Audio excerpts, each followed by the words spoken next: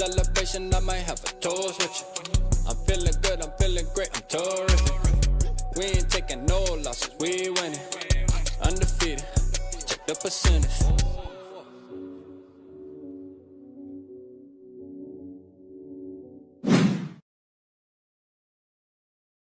Yo, what's going on, everybody? Shout out everybody in the building. Is my mic working, man? I gotta make sure my mic's working.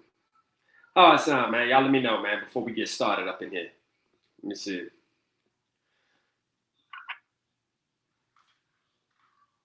Okay, no. All right, hold on. All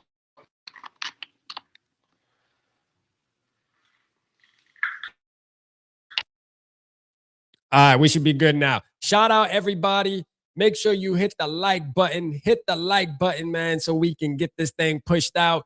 Hey, the Vikings, hey, we come out, we get a dub. Let's go. We get a dub, man. Toast to that. All right? Toast to that. We get a dub. Okay? We checked a couple boxes. Really, the first box was getting a win. The second box was Justin Jefferson got his 1,000 yards. There we go. What else can you ask for? All right? The unfortunate thing to me, bro, I believe that Brian Flores is as good as gone, bro. I believe we just watched Brian Flores coach yet another great game for the Minnesota Vikings, but now we will watch him ride off in the sunset. It is what it is. I'm telling you. Get ready, ladies and gentlemen, because what's going to happen tomorrow is a lot of teams, or not a lot, but there's going to be teams that are going to fire their current coach. And you know what? Guess what? Brian Flores will be on a lot of those lists, if not all of them. If not all of them. And that's just what it is. Okay, CJ Ham, we got to see him score. Hey, let's go. CJ Ham, let's get it, man. Shout out CJ, man. Another thing that was obvious, if you guys watched the game, when they pulled Harrison Smith out of the game, it's obvious, man. Nah. Hey, goodbye. He's out of there. Okay. So, hey, look, man, I wish he was able to join the 40-20 club, but hey, you know what? It was good watching Harrison Smith out there for the last time. And it is what it is, bro. You know what I'm hoping? I'm hoping he sticks around and can be like a DB coach or something at some point for the Minnesota Vikings, like hangs around the building. I think he's definitely going to be a guy. I don't want to bring this guy's name up right now because he's pissing me off a little bit, but kind of like Chris Carter, he's going to always be around the Minnesota Vikings, always be hands-on with the players that we draft in the future. So I think Harry's gonna play a big part in the future of the Minnesota Vikings for sure. So shout out Harry, man. We appreciate everything. Give me 2 taps and a Ric Flair.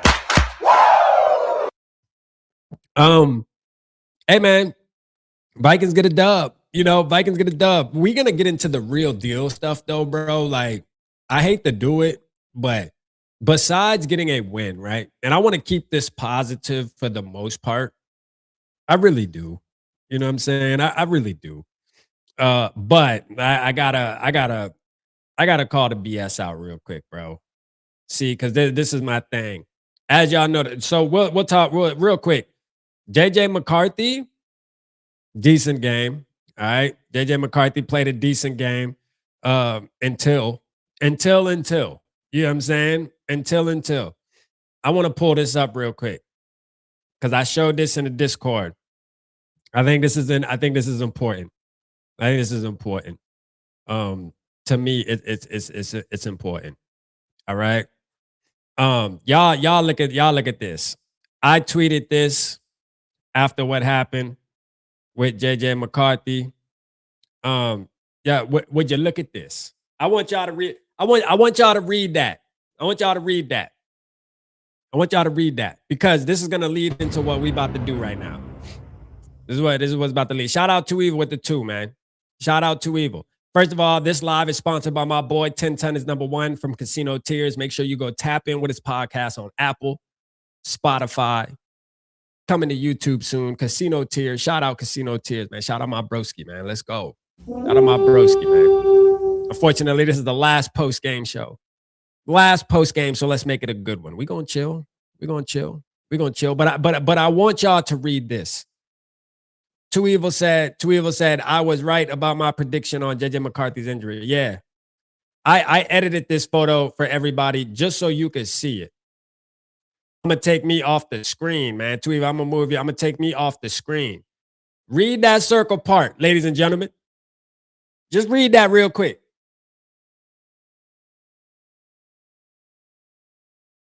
See, why I want to talk about this before we get into like some positives, because there is some positives. There is some positives, right? There's some positives we can talk about tonight. But this is what I've been sick of this whole year. What is that? Some may ask. Kevin O'Connell consistently lying to our face every single week, bruh.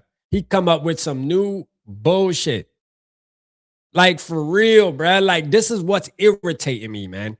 And you know what? And the reason why I want to bring it up even after a win and we're supposed to be positive, the truth of the matter is we have to deal with this some more. Why? Well, because the Vikings ain't firing him. He's not. Okay? So once again, what this does for me, man, because I liked Kevin O'Connell coming into this. I liked Kevin O'Connell coming into this whole thing, bruh. I was into it. I felt like, hey, he's transparent. I believe him. And when he speaks, I believe him. This year, bro, we have caught him in multiple lies. Cappery. Cap. Kevin O'Connell specifically said he would like to see JJ play on Sunday, but will only put him out there if he's 100%. Will only put him out there if he's 100%. That's the only way he's going to put him out there. He ain't going to put him out there no other way. Only if he's 100%. That's all he's going to do. Put him out there. If he's 100%, we're going to see him, right? So y'all remember what I said at the pep rally? I said, look, JJ McCarthy's playing today. As a fan, I sit back and I expect him to be 100%. Now, we all know that it was BS. We already talked about the injury that he suffered. It takes 4 to 8 weeks to heal from that. So the 100% thing already was BS on Wednesday when he said it. But the fact that he put him out there and JJ McCarthy had to come out the game because he obviously re-injured his hand. Obviously re-injured it. Couldn't grip the ball. Took himself out of the game. Took himself out of the game, bruh. This goes back to Carson Wentz situation. This is bad coaching, bro. This is bad coaching. I'm sorry. It's bad coaching. You're lying to the fans. You're lying to us, giving us false hope, bro. You got to be called out on it. It is what it is, bro. Not only that, okay? We'll get this off the screen for now. Not only that, bro. Your offense today was horrendous. This is why Brian Flores ain't. Listen, I'm almost to the point where if Brian Flores, even if he doesn't get a head coaching job, he can get another job somewhere else to do the same shit, defensive coordinator. I didn't buy it at first. I really didn't buy it. To me, it just didn't seem like it would make sense for him. But, bro, why would you want to be a defensive coordinator where you're doing your job week in and week out, but yet the guy that's running the team is not showing up every single week, not showing up? Come on, man. Let's be honest. Me and Dell talked about this last night. We talked about this last night. It's crazy, bro. Shout out everybody in the building. Make sure you hit the like button. How do you get stopped on 4th and long and miss yet to be allowed to stop the clock? Avoid the shutout. Rap, answer me that. Man, look. I don't get what you're so Nathan, I don't get it. Are you trying to blame are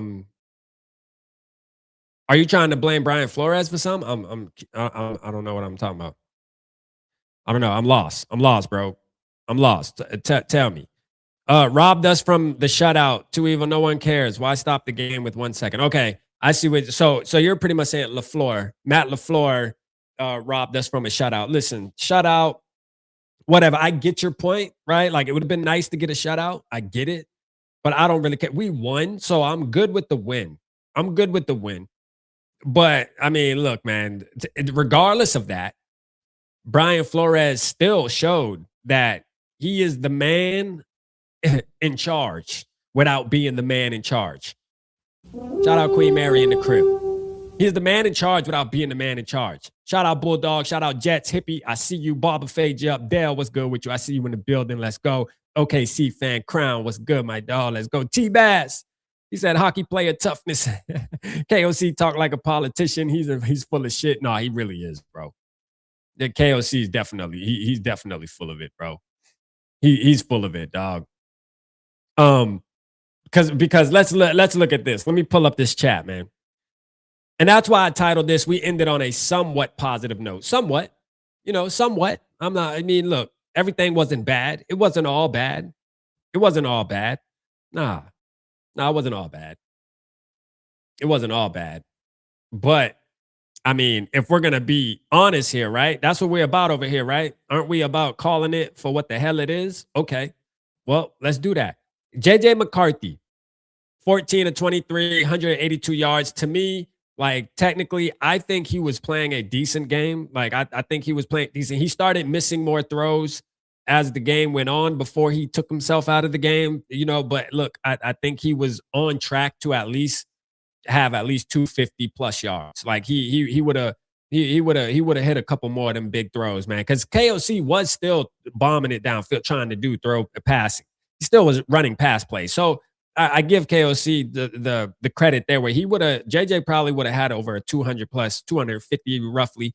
He would have had a decent game if he was able to stay in, bro. Because he was hitting some good throws, man. There was a ton of great throws that make you be like, all right, that was a dart right there. One on the sideline to Sims in particular, where he was rolling out to the right. That was one that I remember where I'm like, all right, hey, I like that. I like what I see there. I like the mobility. He showed some mobility today.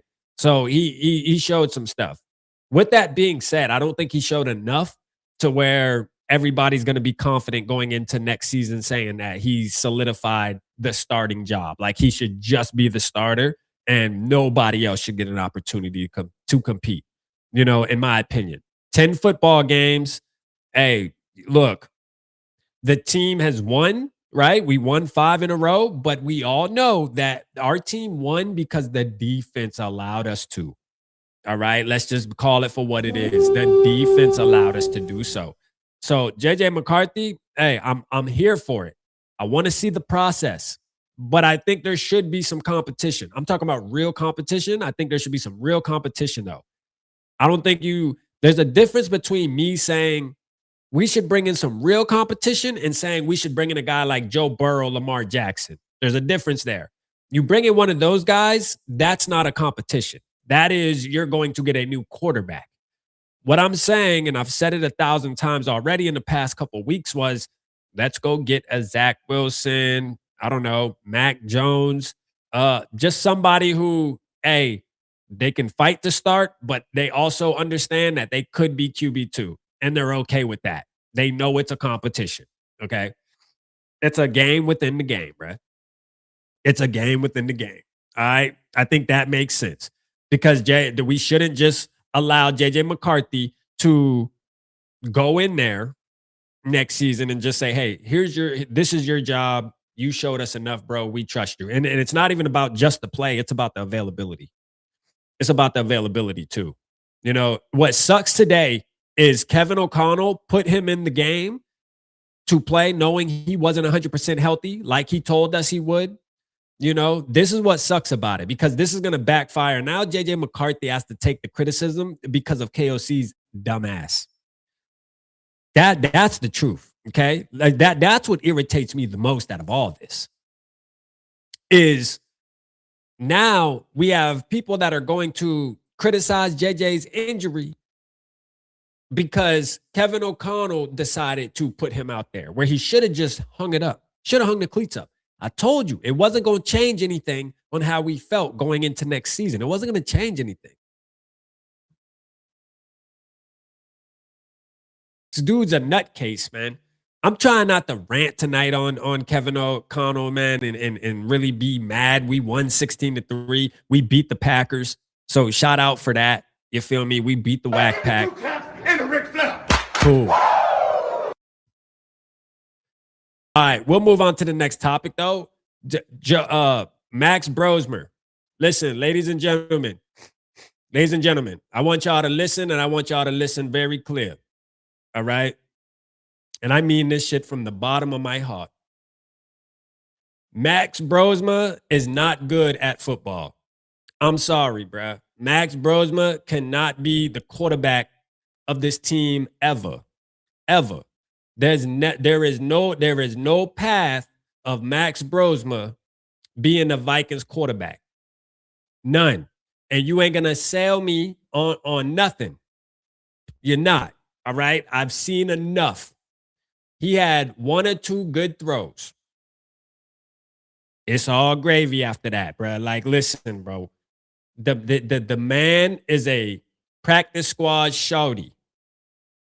All right. That's what he is. And that's cool. Like, I will support him doing that. But what I don't want to happen is us incorporating him when we go into this offseason. What we're not going to do is incorporate Max Brosmer as an option. That's all I'm asking y'all, bruh. Please. That's all I'm asking. All right?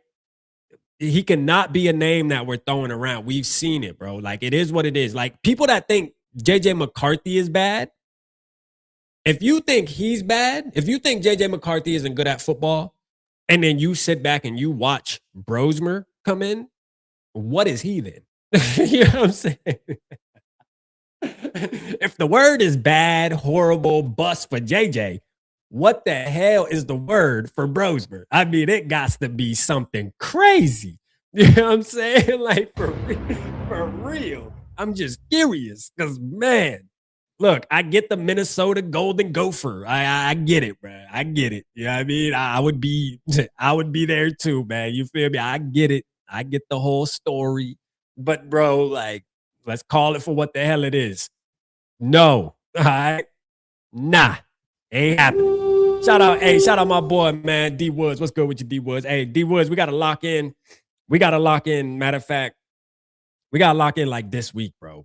We got to lock in like this week. If not this week, next week. Because I think this week, bro, I'm going to chill a little bit. You know, we've been grinding all year. Thank y'all, everybody that's been supporting. I appreciate you guys. But I think this week, not that I'm going to stop anything. I'm still going to be doing videos because the hustle in me just won't let me chill.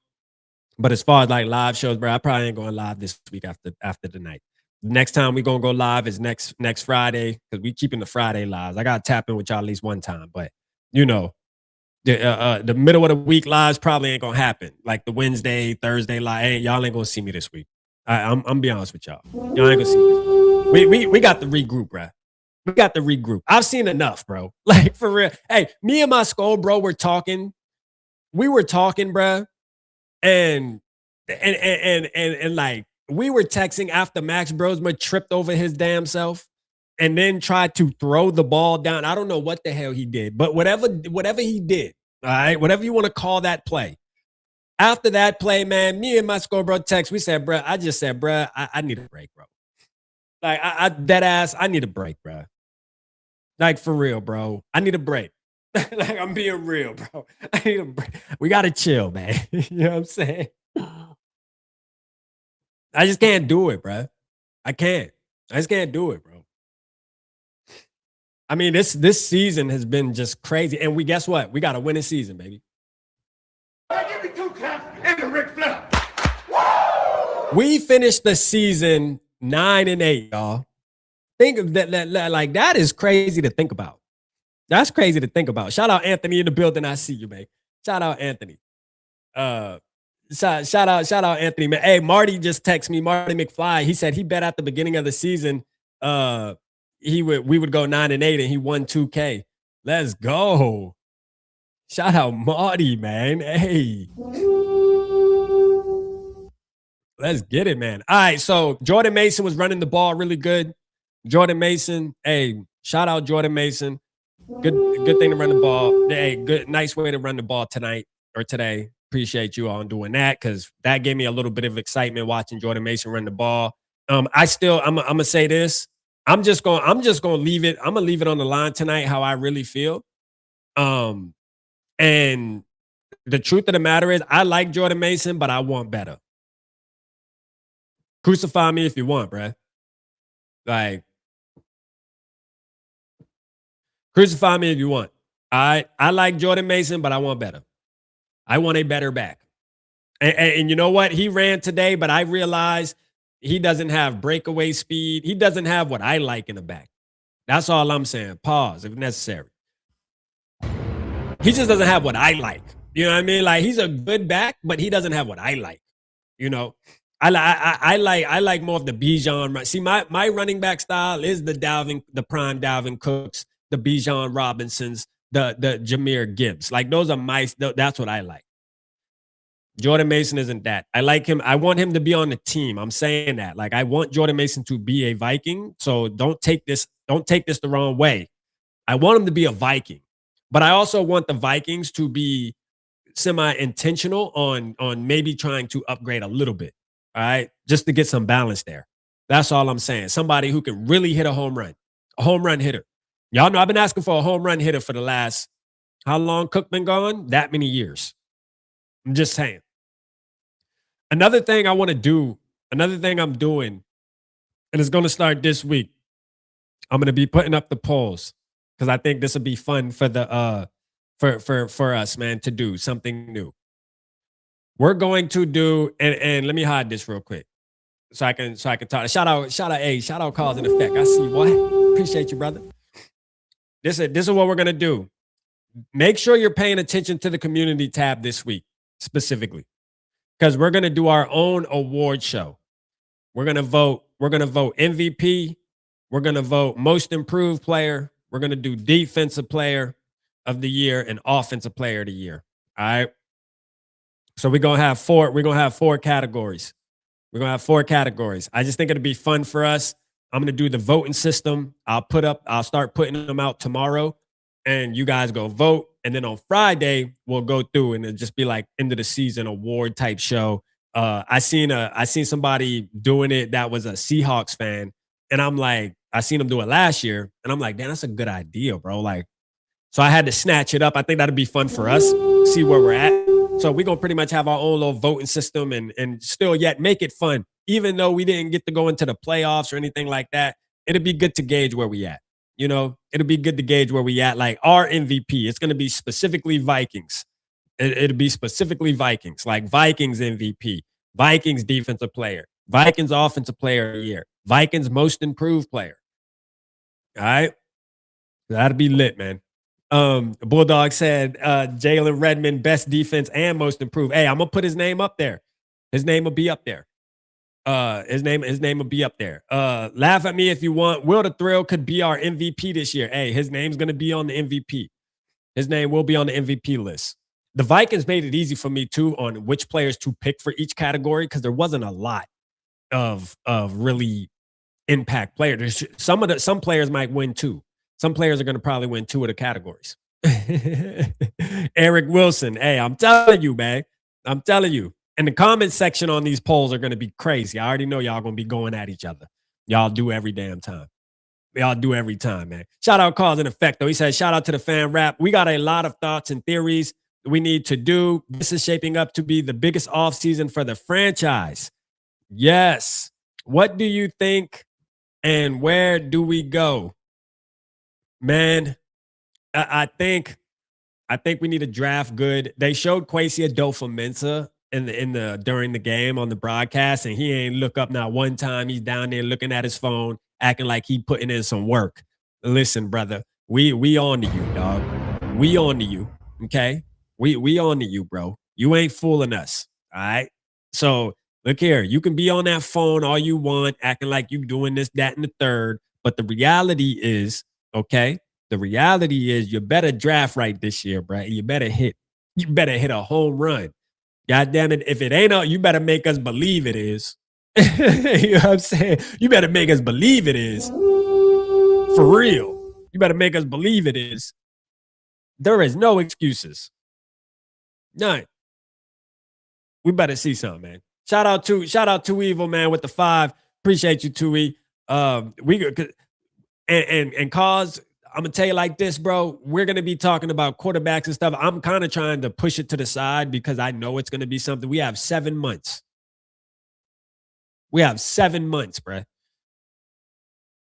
And I know y'all are gonna get annoyed with the quarterback talk. I know y'all is. You don't think I am? You don't think I am? You don't think that I just want to sit here and say JJ McCarthy is the guy for sure, for sure. It's done deal. We can worry about everything else. I want to do that. I want to do that too. Unfortunately, we can't. Don't be mad at me. You know what I'm saying? Be mad at me. Be mad at your coach and your team, your GM. They the reason for this, bruh. Evil said, the end of this Viking season feels like being in a bus hurtling towards a cliff, and everyone is happy because we got free sandwiches to compensate. Hey, bro, you ain't lying, bro. You ain't lying. Bro, I will say this. It's crazy to think that we finished 3rd place in the division. You know, like, I did not see that coming halfway in. I did not see that coming. And the Lions are last, bro. That is crazy, bro. Like, I mean, there is some parity to this whole season right now. And to say we finished with a winning season, the unfortunate thing is us finishing with a winning season. Hopefully, our owners for this football team understands that the reason we finished with a winning record is not because of Kevin O'Connell. The reason we finish with a winning record is solely because of B-Flow. So if you were smart, you would try to offer him everything you have left in your bank account. But you know what? I don't think they will. I do not think they will, bruh. They won't. Because in their eyes, Brian Flores doesn't put asses in the seat. Brian Flores doesn't have merch that we're out buying. So it don't matter. That's what's going to happen. It's jump crazy, man. Shout out Jackson. I see you in the building, man. He says, season may not have ended how we want it, but because of the connections I've made, this has been a fun season for me. Thank you to you and everyone else for welcoming me with open arms. Man, that's a fact, Jackson. You already know, man. Shout out to the family. Man, you already know. You PG4L, Jack. Let's go. Shout out to you, man. We appreciate you, brother, as always. I'm glad you're part of the family, man, for sure, man. You tapping in all the time. You know what I'm saying? Hey, and we got a long off season, so there's going to be a lot. There's going to be a lot of mock drafts. There's going to be a lot of arguing back and forth about who the quarterback need to be. The one thing's for sure, the NFL, shout out to the NFL because they keep it interesting. The NFL keeps it interesting. They're going to give us stuff to talk about, specifically the Vikings, because JJ McCarthy already is one of the most polarized players in the NFL already. All right. When you got New England fans and Dolphins fans and goddamn, you know what I'm saying? I could see Seattle fans, obviously, because they got our old quarterback.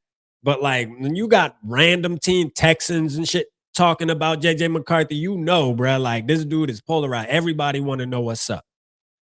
And I don't think it's going to be any different this offseason either. He's going to be under a microscope. Oh, the Vikings, are they sure? Are the Vikings confident? What are they going to do at quarterback? Hey, everybody and their mama going to have a whole list of other quarterbacks the Vikings should go after. You know what I'm saying? That should be hilarious, man. Shout out Jade. Let's go, Jade. Appreciate you tapping in, Jade, as always. I tapped into your pre-game show that you had earlier. Shout out to you. Y'all make sure y'all go subscribe to Jade over there. Shout out Angel. I see you. Give me 2 claps and a Ric Flair. What was that sack play / fumble from Brosmer? I mean, was the question, bro? You know more than us. I don't know. Shout out Blunt. I see you in the building. Shout out Blunt, man. You say, is Sarah in the building? Where's Sarah at? Did I miss Sarah? Sarah in the house? Where's Sarah, man? I didn't see Sarah in a minute. Let's see. Shout out OG Derek. I see you, Derek. OG, what's good? Baba fade you up. I don't know what that play was, bro, but I seen that play and I'm like, man, I'm done with this dude, bro. Like, Brosmer is not it. Just know that. just know that, bro. He's not it, bro. For real. He's not it. I'm sorry, man. Hang it up. If you want him to be the guy, man, you got another thing coming. You're gonna be waiting for a minute. Shout out Vic. I see you, man. Appreciate you, Vic. Let's see what else we got here, man. Let me bring this back up on screen, man. Let's look at some of these goddamn stats, man. I don't even this game, man. Look here, man. Brian Flores did everything. Shout out Justin Jefferson. Ended the season with 1,048 yards, 6 seasons in a row, man. Hey, keep the streak alive, man. When I seen the first couple receptions, JJ was locked in. He was excited for him. I'm like, you know what? Let's go. All right, check one box. Let's get it, man. Shout out Justin Jefferson. Shout out Justin Jefferson, man. You know what I'm saying? Shout out Justin Jefferson, man. You know, I'm happy for him. I know some people going into the game, well, it doesn't matter. Dude, who cares about his 100 yards and shit? What else you was worried about? You know what I'm saying? Like, if you didn't want to see him get his 100 yards, what did you want to see? What else would you? What was it? What was it? You know what I mean? What was it? Because we ain't like we was playing for playoffs or nothing. Shit, we was trying to check a couple boxes off. We checked them, 2 at least. I mean, the only thing we missed was Harrison Smith. Only thing we missed was Harrison Smith getting a pick. That's it. Other than that, shit, we checked every box we wanted to check, man. Let's go. Shout out to the Minnesota Vikings, man. I don't care how you feel. For real, man. We did it. 100, and not only did he get it, he went crazy. He actually got 100 yards. Let's go. Let's go, man. We held their quarterback, Clayton Tune, had 34 yards, bro. This dude is ass. Hey, also, I want to give a big shout out to. You want to know who had a big game? Let me go to defense. Dallas Turner, bro. Bro, shout out Dallas Turner, bro. Shout out Dallas Turner, though. Hey, Dallas Turner went stupid. Yeah. Shout out Dallas Turner. Dallas Turner looked good today, man. I got to be honest. Even on plays where he didn't get the sack or he didn't get the tackle, he was there. I mean, this dude was flying all over the field today. Shout out to him. Shout out to him. I think he's arrived. This is going to be a crucial offseason for him. I think like next year, bro, like this season coming up, 2026 season, Dallas Turner off the back. I'm talking about week 1. He about to go crazy. Like I got the feeling, man. Dallas Turner about to go off, bro. Like I think Dallas Turner about to be a hit. Yeah, I think Dallas Turner about to go stupid. Like for real. He's starting to get the feel of the game. You can just tell. I know he was playing against, certain backups and things like that. But even besides that, when you watch his get off the ball and you just watch some of his moves and stuff, bro, like he just looked comfortable. That's all I'm going to say. He looked good. You know what I'm saying? He looked good, and I'm confident. I'm confident now saying, bro, Dallas Turner has arrived. He has arrived. I think we have something to look forward to in that going into next year. Devin said, is he still on bus watch? Shit, no, he ain't on bus watch. My boy on Hall of Fame watch. You know what I'm saying? Shit. Mr. Pink said, Kwesi's best pick, big leg Bill. No, listen, man. Y'all remember? I got to take y'all back real quick. Y'all remember last year where we were actually at a point where we were saying cut Will Reichert? And look, don't come in here. Hey, look, don't come in this chat room acting like you wasn't there, bruh. Like straight up. Don't come in here acting like y'all wasn't there, bruh. When we had Mr. What was the dude name? Tony, what was his name? Y'all know what I'm talking about. What's the dude that went to the kicker we brought in? The kicker we brought in. Because I already know some of y'all going to act like y'all ain't never said it. I know what's up, bro, because we all was in agreements. We all was in agreements. Was it Parker something? Yeah, Parker Romo. There we go. Shout out Mitty. Y'all remember Parker Romo? Listen, everybody, all Purple Gang family, we was all in agreement that, hey, go ahead and just sign, bro. Let Riker go, bro. We got bad luck drafting kickers. Let him out of here. Get him out of here. I'm guilty. I was on that train too. You feel me? Like, I was on that train too. Let's just call it for what it is. Because Parker Romo was hitting them shits. And Will Riker was missing them. And I remember even me and Realistic Randy did a whole video. Talking about how we should keep 2 kickers just in case, and Will Riker need to go, and I was with him. I agreed. We were on it. Will Riker said, F y'all, bruh. Quit playing with me. I may be the best kicker in the NFL, and he is that. Shout out Will Riker, man. Let's go, Will.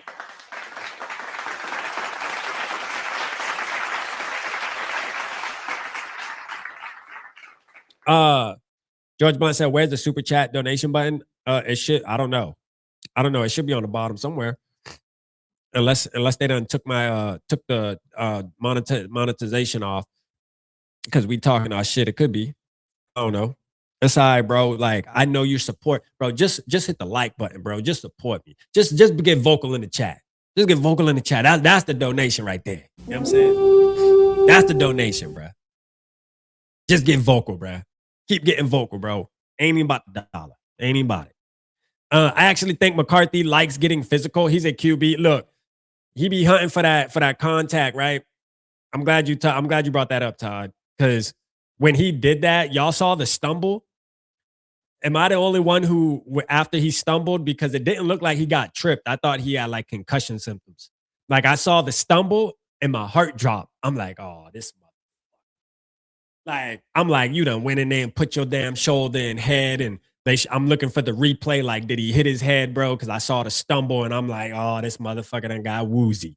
You know, like, am I the only one who thought that when he did that? Am I the only one who thought that, bro? I was like, man, I'm like, yo, I thought this man done got the concuss. I was like, yo, but hey, the good thing it was a false. It was a false alarm. But it was, hey, look, I love seeing that. To be honest with you, to me, I'm not mad at the penalty in week 18. In week 18, I'm not mad at the penalty. But it also shows that JJ McCarthy, man, he's a rebel, bruh. He's a rebel. He's disobedient. He showed me enough times that he doesn't listen to Kevin O'Connell. He rather just apologize. He's one of those dudes who rather do what the hell he want and just apologize after and just say, hey, you either accept my apology or not. That's definitely his personality. As he's on the Vikings and we're starting to learn our quarterback more, you can learn his personality if you know what you're looking for. And now I'm going to tell you, I'm letting y'all know right now, that's the type of guy he is. He is the guy that will go out there, break the law, and apologize after. You know what I'm saying? And expect you to forgive him because his personality, he's a people's person, so he expect you to forgive him. For real. For real. Because right after that, he went right to KOC and apologized. He apologized to the players for coming out the game because of his hand. He thinks sorry gonna get him to the finish line.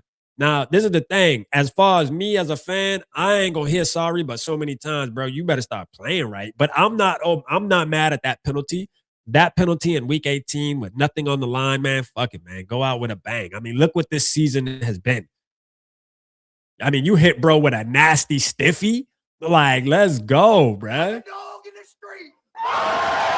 Let's go. Not only did you hit dog with a nasty stiffy, his homeboy tried to come and get you, and you put the shoulder and knocked him to his knees. Like a dog in the street.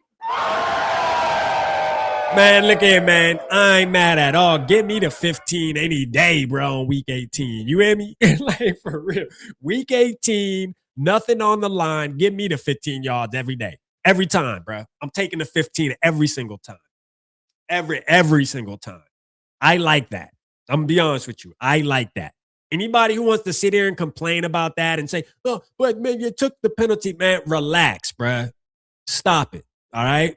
Chill, bruh. It's good. You want to see that. You want to see that. You want to see that. Now, when he did that little stumble, I was a little nervous. I was like, uh-oh, bro, he done got a concussion? Oh, shit. You know, that would have been bad, but at the end of the day, it wasn't. So, hey, you know what? It turned out good. We got 15-yard penalty. Hey, he humiliated a Packer, 2 of them in one play. That replay is going to be showed all week. When you log on to your social medias, guess what? Guess the first thing you're going to see? You're going to see J.J. McCarthy with a nasty stiff arm and then putting his shoulder and knocking another motherfucker down to his knees. Let's go. Like a dog in the street. Somebody going to put that in slow motion, and that shit going to look real good. I can't wait. Trust me, it'll be up by tomorrow morning. It'll be up. One of them TikTokers going to have that shit ready, bruh, in one of them fire edits. Just pay attention. It's coming. I can't wait. Shout out Jackson with the $4.99. He said, hear me out. 1 game per season fan contest, $5 to $10 entry fee. Winner gets to lead the skull chant and sound the yes. Hey, I wish, bro. Like, I mean, shit. What? You talking about like on the show? You talking about like on the show, or you talking about like U.S. Bank? Like the Vikings should actually be doing this. That would be fire, though. I get there like $5-10. They should do that where they pull a name or pull a ticket, and they actually allow fans to come there and do the horn for sure. I think so. That would be fire, bro. Like for real, that's a good one, Jackson. And you know what you should do, Jackson? You should actually email the Vikings organization and tell them that, like, as an idea. You'd be surprised, bro. You'd be surprised what they read. You'd be surprised. Shout out Class G in the building. Let's go. Shout out Blunt, man. Appreciate you. Appreciate you, Blunt, with the 20. You found the button. Let's go. Shout out my boy, man. Hey, he said Harrison Smith, Hitman Harry, number 22. He's my dog. Yes, sir. Yes, sir. He is. And the Ric Flair. I wish he would have got his interception, man, especially playing against Clayton Tune. Clayton Tune, bro. And when you look at some of these quarterbacks, bro, you realize that we at one point we were listening to people, not our people, but people talking down on J.J. McCarthy as if he's like real ass or something. And I'm gonna tell you right now, I've seen some quarterback play this year that make me feel grateful. I am thankful for what I got on my team. All right. Now, I obviously want him to be available more, but when he out there, I am thankful because some of this quarterback play we've been watching, whether it's even on our team or on somebody else's team, bruh. I mean, bruh, have y'all watched Justin Fields this year? Have y'all seen Justin Fields play football? Have y'all seen Tua Tagovailoa play football? I'm just being honest. I mean, these guys are bad, bruh. Like, for real. Our boy at least got something. He got something. Blunt, man. Harry out of there, though, bro. Harry out of there. He's gone, brother. He's gone, unfortunately, man. Harry, listen, they did that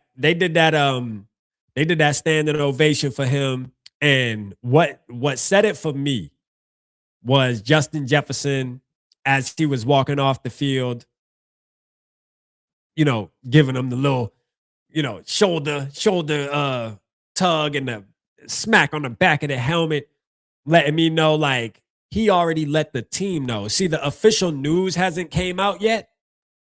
The official reports haven't came out yet that he has retired, but it don't matter because You don't have to be a rocket scientist to read what's going on. He out of there. He's gone. You know what I'm saying? Hold up. Matter of fact, let me see if I can find. Didn't he do like a post game? I think he did like a post game conference or something, didn't he? Let's see. Let me see if I can find it real quick. Yeah, you could just see how they celebrating him. Wow. Yeah, he out of there, man. My boy gone. I gotta see it. Let's see what JJ talking about here. Hold up. Let me play this, man. I'm gonna play on my phone support instead. Staff, fan that supported us all year, and let's hear this, man. Let's hear what he got to say. Will carry us further in the future. And then I'm gonna open the lines after this, man. We're gonna get y'all on after this. Shout out to Tone in the building. Let's go. Appreciate and love every single player, coach, support staff, fan that supported us all year, and it means the absolute world to me to be a Minnesota Viking. And I'll open it up to anyone for questions. Did the hand get worse? Did something happen? Was it 50-50 before the game? Just walk us through the start of the game when you finally went, hey, I'm coming out. In a way I don't want to say because, it feels bad on my heart, but I was happy I made the right decision. I learned from something from the prior week where, feeling the momentum of the game, how well the defense is playing. When it gets to a point where you feel like your body is going to say, no, you can't do that. You got to, put your ego aside and understand you got to do what's best for the team. And bro, this is sad, man. I'm sorry, bro. This is sad, bro. Hold up, man. I'm gonna pull it up on the screen so we can watch it together. Hold on. Just in case there's people in the building that didn't see it. This is just sad, bro. Like, I'm gonna tell you why I'm so frustrated with it, bro. Like, bro, come on, man. Oh my God, bro. Hold up, man. Let me find. Here we go. Let me just pull it on the screen so we can watch it. I'd rather watch it like that. My bad. You know what? We better than that, man. Just giving y'all the goddamn audio, man. Let's just pull it up on the screen. Why not? We'll pull it up on the screen. What are they gonna do? Let's see here. All right. All right, let's listen to him talk real quick. Did the hand get worse? Did something happen? Was it 50-50 before the game? Just walk us through the start of the game when you finally went, hey, I'm coming out. In a way I don't want to say because, it feels bad on my heart, but I was happy I made the right decision. I learned from something from the prior week where, feeling the momentum of the game, how well the defense is playing. When it gets to a point where you feel like your body is going to say, no, you can't do that. You got to, put your ego aside and understand you got to do what's best for the team. And it's a similar situation that came up today. And it killed me to, pull myself out. Never done that before, but had to do what's best for the team. And it kills this young man to pull himself out the game. It kills him to do that. You want to know whose fault that is? You want to know whose fault that is, bro? That is Kevin O'Connell's fault. Kevin O'Connell, once again, you took it all the way to the wire, my brother. Not only did you put your young quarterback in a bad situation at the beginning of the season with just simple play calling, simply just changing your offensive philosophy to work around your young quarterback to put him in the in a position to be successful. You messed that up. We crucified you for it. We forgave you for it in a way. You let the season continue. And guess what? You continued over and over again to make bad decisions with quarterbacks. And even today, week 18 in a meaningful list game, you still showed us that you can fuck it up. You still showed us. Hey, shout out to you, bruh.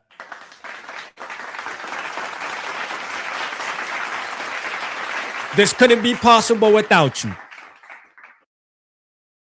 This couldn't be possible without you. You said,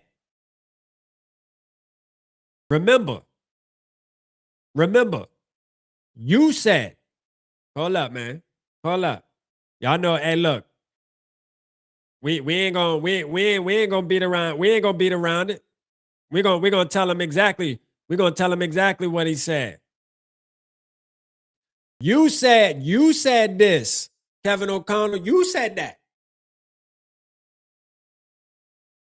We ain't say this. You said that, my brother. And we supposed to just forget about it? Like, we supposed to just act like you ain't said nothing? Like, we supposed to just act like everything is gravy, baby? Oh, man. I'm just saying, bro, just show the fans a little bit more respect, KO. That's all I'm saying, bro. That's all we asking. Quit playing with us, man.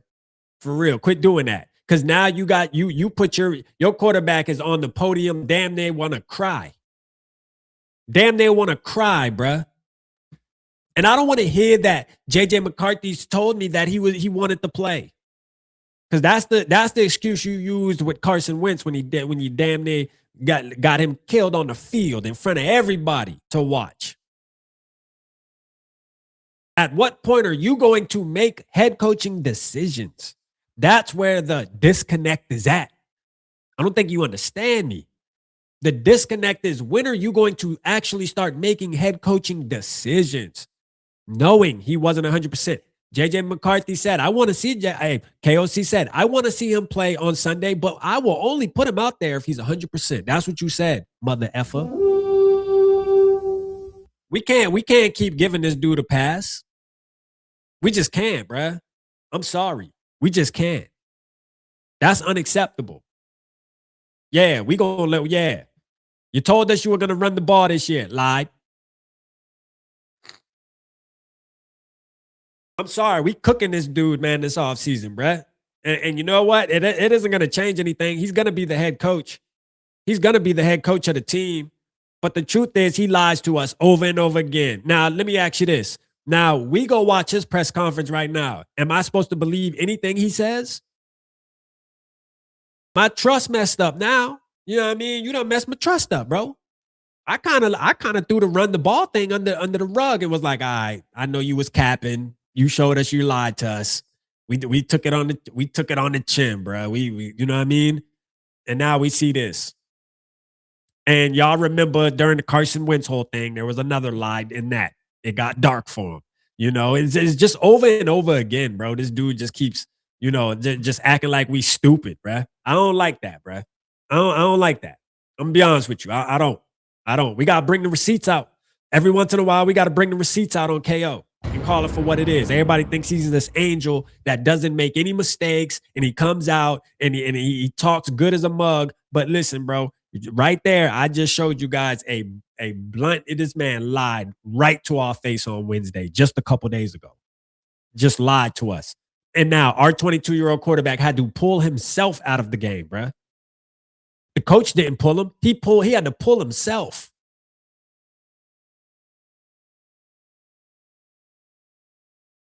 You can't make this up. That cannot be okay. From us as fans, bro, that cannot be okay. We cannot accept that. I'm sorry, bro. We just cannot. Sorry. Shout out Blunt with the 2-0, man. Appreciate you, brother. He said, Mr. Ham, gonna go watch Father Stew. Hey, man, shout out Ham, man. Hey, I know he's retired too, pretty much. I want to go play that video. Actually, let's go to the Vikings page real quick. Because I seen it and I wanted to play it, but then KOC thing just popped up in my head and it just got me irritated, bro. It got me irritated. Hold on. It irritated me, bro. This dude is just, man.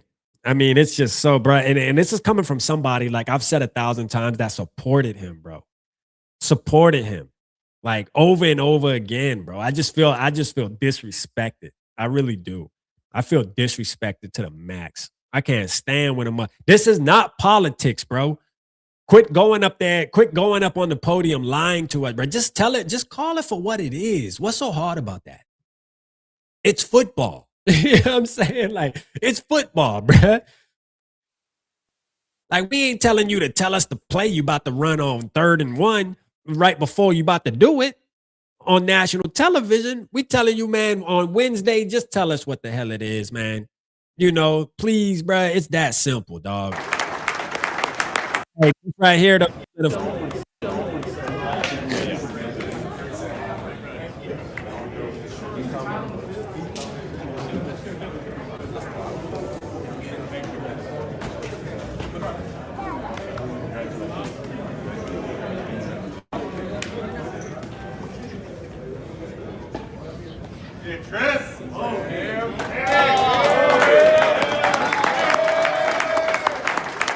Damn, it's over, man. It's over. Shout out Kai's in the building. I see you, bro. It's the hour with a mark. What's good? How many days? Man, Bob, I can't deal with you. I will say, Bob, your time has come, my brother. It is your time to shine. You know what I'm saying? Like, your season has officially begun. This is week 1 for Mr. I Want to Mock. All right. Mr. I Want to Mock don't give a damn about the 18 weeks that we just witnessed. That's not what's important here. What's important for Mr. I Want to Mock and why he got his name, Mr. I Want to Mock, is all because everything that happens the 2nd week of January, usually for the Minnesota Vikings. Because we ain't playing no damn playoff game. We ain't in the playoffs. Playoffs? Let's see what he said, man. Down of your career, the 2nd of the season. When you got that play call in the huddle, what went through your mind? Got to win. Got to get in. That's really it, man. Got to score, and my guys did a great job up front, and we were able to make it happen. I know the crowd loved it. We all loved it. I actually think that you had a bigger ovation and a bigger applause on the one-handed catch. Tell us about that one. Max Brosmer threw a shitty ball. Tell the truth. Vikings Nation, I love y'all. We love you too, man. We love you too, brother. Shout out Ham, man. Shout out Ham, CJ, man. I want you to take this Ham, moment my boy in. emotional, You're man. It's finishing over your with. 9th NFL season. Damn, bro. It's actually over with, bro. It's actually over with. Damn, Ham Bone. No, man. Ham Bone out of there. Listen, call it for what you want, right? Before I continue this, we were in talks. And I remember us talking about how, like, the roster and using a roster spot, and a lot of us were on the train. Not all of us, but there were some of us, the Will Reichert and Tony Romo and the Romo Parker thing. Oh, no, all of us were on the train with that. Y'all ain't getting away from that shit. Y'all can get in this chat and flam all you want. I know what time it is, bro. I was there. But this one was a little different. We had people that were saying, hey, he's wasting a roster spot. We should obviously release him so that we can add somebody else, like an offensive lineman or something, to take that roster spot. But I will say, Ham has brought a ton of value to this football team every single year, especially in his blocking.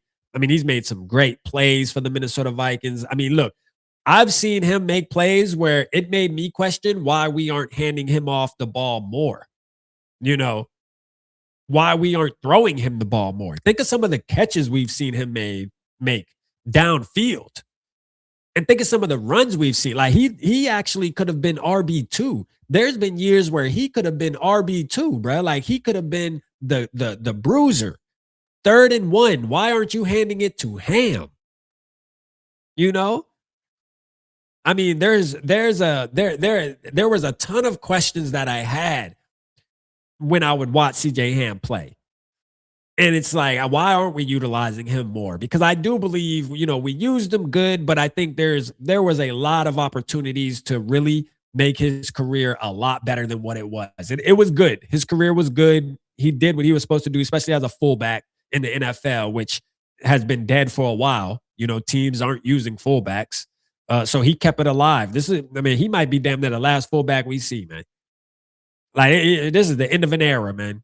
You know, when you talk about fullbacks, you got to mention Ham. Let's go. Shout out Ham. You are a free agent in the offseason. What do you think is next for you? Just gonna take some time to be with the family. Take some time to just sit back, relax, and just be with my kids, and we'll see what the future holds. Now, all this, we'll see what the future holds. And I'm gonna sit back, bro. I swear, if we go through all this emotional bull crap just for him to come back and be on the Vikings next year, I'm gonna be upset, bro. Because I hate when they do this. Just like what we saw at the end of the game with Harrison Smith. You got everybody emotional. You got everybody, you know, saying their farewells. And then all of a sudden, in May, we see the ticker, the breaking news. CJ Ham is returning to the Minnesota Vikings, and CJ Ham agree on a 1-year deal or 2-year deal. Same thing with Harry. Okay. If you're gonna be gone, bruh. Like, just tell us for what it is. Because right now, the way he's talking, it doesn't sound like his mind is made up. His mind is not made up the way he's talking. But the actions of the locker room and all that, it seems like it's made up. I don't know. I'm confused still. Let's bring your kids over right now. Your wife and your kids are right here. Let's go, man. Shout out Ham. I'm about to open the lines up, though, man. I'm about to open the lines up. Let's get it. Let's get it, man. Let me just, I don't even want to watch KOC. I'm going to be honest with you. KOC does not deserve us to watch him, bro. Like, KOC got me. Two Evil said Geno Smith. Bro, Geno Smith, bro? No. Hell nah. Geno Smith is garbage. You know what I'm saying? Geno Smith is garbage. Bring in Papa. Man, Papa hasn't even been around. Papa mad, bro. Papa ain't hit me up since that live, bro. He upset. You know what I mean? We heard his feelings must be. We must be hurt his feelings, man. He mad. He mad. He get over it though. We'll link up. You know what I mean? Ain't no hard feelings on my end. I ain't tripping. It's just football, bro. We're just talking about our team. It's all right, bro. Everybody can have their own opinion, bro. Like, listen, there's no need to make enemies in this thing. You feel me? Like, it's football, bro. Like, you feel this way, I feel that way. So who gives a damn? You know what I'm saying? Like, for real. Who cares? Like, for real, bro. I don't get it. You know, I'm good. So anybody run into Papa, you let him know. Rap say he good. He chilling. I ain't got no beef with nobody, man. You know what I'm saying? Especially not no damn podcaster. Why I look like beefing with a podcaster? Like, man, get out of here, man. Yeah, I'm straight. We kicking it. Let's go, man. Let me open these lines up. Let me get these lines open up real quick so we can get this popping, man. Because we already been on an hour. I've been running my trap for a minute. Why y'all ain't tell me? Damn.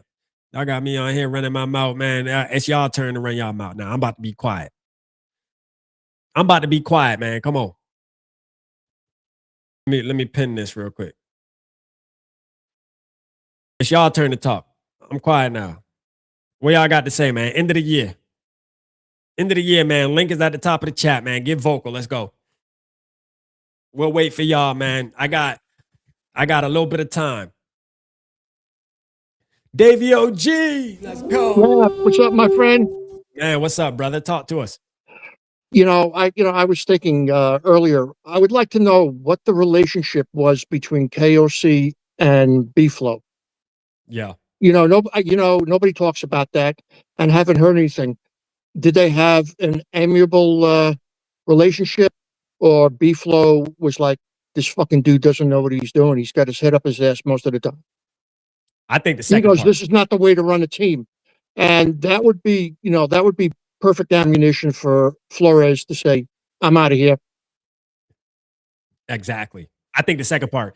That's what we were talking about last night, Davey, on the member. You was in there. You was in the members when we had Dell. I mean, we touched on that and saying like, man, look, why would he want to stay? Like, why? Why would he want to stay here? Yeah. I mean, he's looking at the guy that's running the team and probably thinking like, bro, I could have this team way better than this dude, man. This dude's a fucking nutcase. Yeah, he's got, he's here. A lot of people are talking about, well, we should trade this guy, blah, blah, blah. And, I think that's a recipe for disaster, to trade players for like Well, like our core players, like people are talking, well, we'll trade this guy and this guy for a couple of number ones. Yeah. What are you getting? How do you know what you're getting with that number one? People are saying, well, we trade Addison for a number one. How do we Yeah. know what that number one is? Yeah. How do we know what we're getting? We trade him away. We could get shit in return. I know, and I know you're definitely off that, trading away all the stuff for Joe Burrow. And you've been pretty vocal about that, not wanting to do that. So, but I'm gonna tell you right now, this offseason, Davey, you gonna see a lot of it's coming. Yeah. As long as you know it's coming. All of these pages are gonna be posting Joe Burrow to the Vikings, Lamar Jackson to the Vikings, Tua to the Vikings, Mac Jones. I mean, the list gonna be so long, it's not gonna make any sense. We ain't gonna know who to fucking talk about. Yeah, and I'm probably gonna blow up the chat for this, but for a while there, I was like, let's keep McCarthy and Brosmer, and then bring back Wentz, because we could develop these two young guys. Yeah. But after seeing Max, I'm like, you know what? Yeah. You're not doing it for me, pal. Nah, practice squad. But I don't want to bring in another guy who's just like Max. In the offseason, we were like, Max. And then when we finally saw him, we were like, oh my God, what the hell were we wishing for? We got to be careful what we wish for. I think that's what that says. To me, the whole Max Brosmer hype was all just because he played at Minnesota. That's it. Mm-hmm. That's it. You cannot say that you sat and watched him play at Minnesota and said, you know what, this guy right here is going to be the next best thing for the Minnesota. There's no way. There is no way you sat back and watched college football, the Minnesota Golden Gophers with Max Brosmer, and you were convinced that he would be the savior of this franchise. Knock it off. The story was cute. You know what I'm saying? That's all it was, bro. The story was cute. Well, now we know the truth. We've seen enough. Man, I've definitely seen enough. I'm sorry. I'm done. Yeah, I don't want him. And I like what I saw out of McCarthy today. He's not afraid to run guys down. Joe Cappy's not, but then again, I'm a lot older than these fans today. I got to see Joe Cap, and he was hurt a lot. Joe Cap was hurt a lot. So, we really can't hold anything against McCarthy. Look, it's a violent game, and he's a hockey player. I used to play a lot of hockey. It's a vicious game, and you have to have a certain mean streak in you. But in this offseason, I don't want to trade anybody, especially core players. Yeah. If there's certain constants that are there, is we found our center in Blake Brandel. And I know some other podcasts were like, well, we got to draft a center. Bullshit. The guy proved it. All right, he had one or two bad games, but everybody's entitled at the beginning. We found our center there, and we found our tight end one, and it's Josh Oliver. Yeah. Yeah. By the way, did he get hurt at all? I saw him come off. I don't think they said anything about an injury, but I'm 100% with you on Josh Oliver can be tight end one. You know what I'm saying? Like that, and me and you are definitely aligned with the Blake Brandel thing. Me and you've been screaming that since he played. They talk about the 2 games, but we've already touched on this. The 2 games that he did look, he didn't even look horrible. He just didn't look that good, but he didn't look.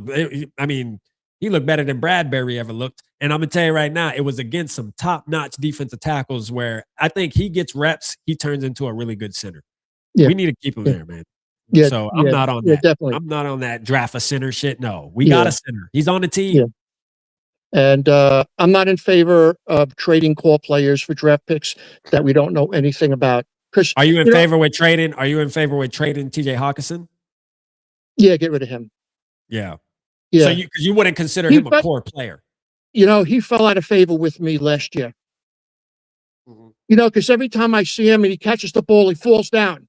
It's like, it's like he's got palsy or something. Excuse me. I hope I didn't offend anybody there. He fell out of favor with me last year, but I want to keep a group of core players. here to build a team. Yeah. And if we're going to draft defensive guys, I want Flores to be here to coach those guys. I don't want somebody else. Yeah. Somebody else coming in to train these guys. I would rather have Flores be head coach, but let me tell you something. It's not going to happen unless the Wolves come to their senses and they say, "Hey, listen, KOC, you put our franchise quarterback at risk. You put another guy at risk. I don't think you send a good message." That's the only way we're gonna get rid of KOC. That's not going to happen. I was about to say, that's not happening. Yeah, that's not happening. I don't want us to trade any core players, because all it takes is one bad move from Kwesi, and he'll set this team like a train, like a train speeding at a high rate of speed that's heading for a crash. And yeah, you know what I'm saying? You got a high-speed train that's heading for a crash, and it falls off the track, and then you get somebody and you nudge it back on, but it's still heading for a crash.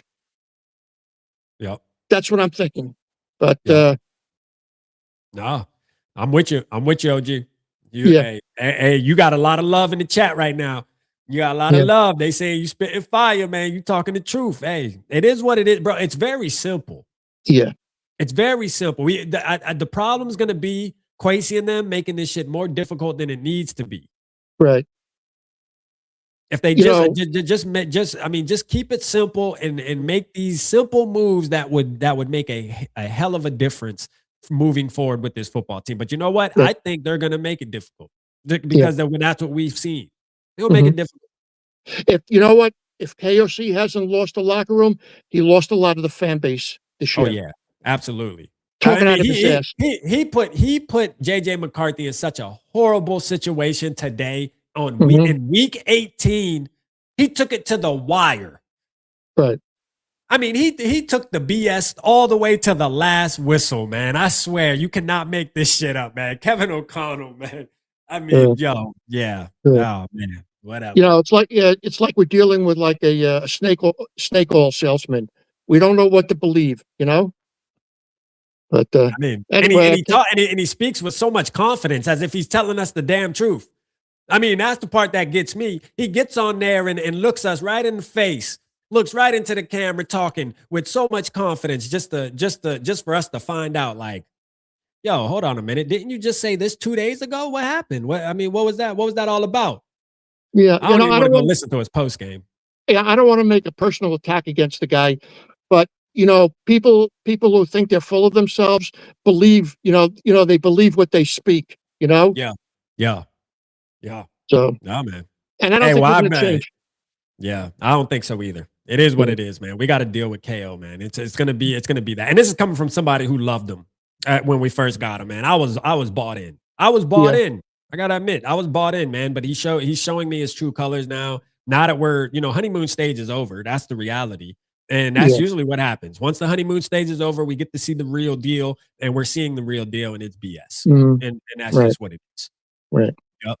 Yep. Hey, well, I appreciate you. OG, for sure, as always. Okay, buddy. All right, brother. Shout out Davey, man. Appreciate Davey as always. Tapping in, talking the truth, man. Let's go. We got T-Bass. Hey, T-Bass, what's up, man. Let's go. I like the haircut, man. We got the same haircut.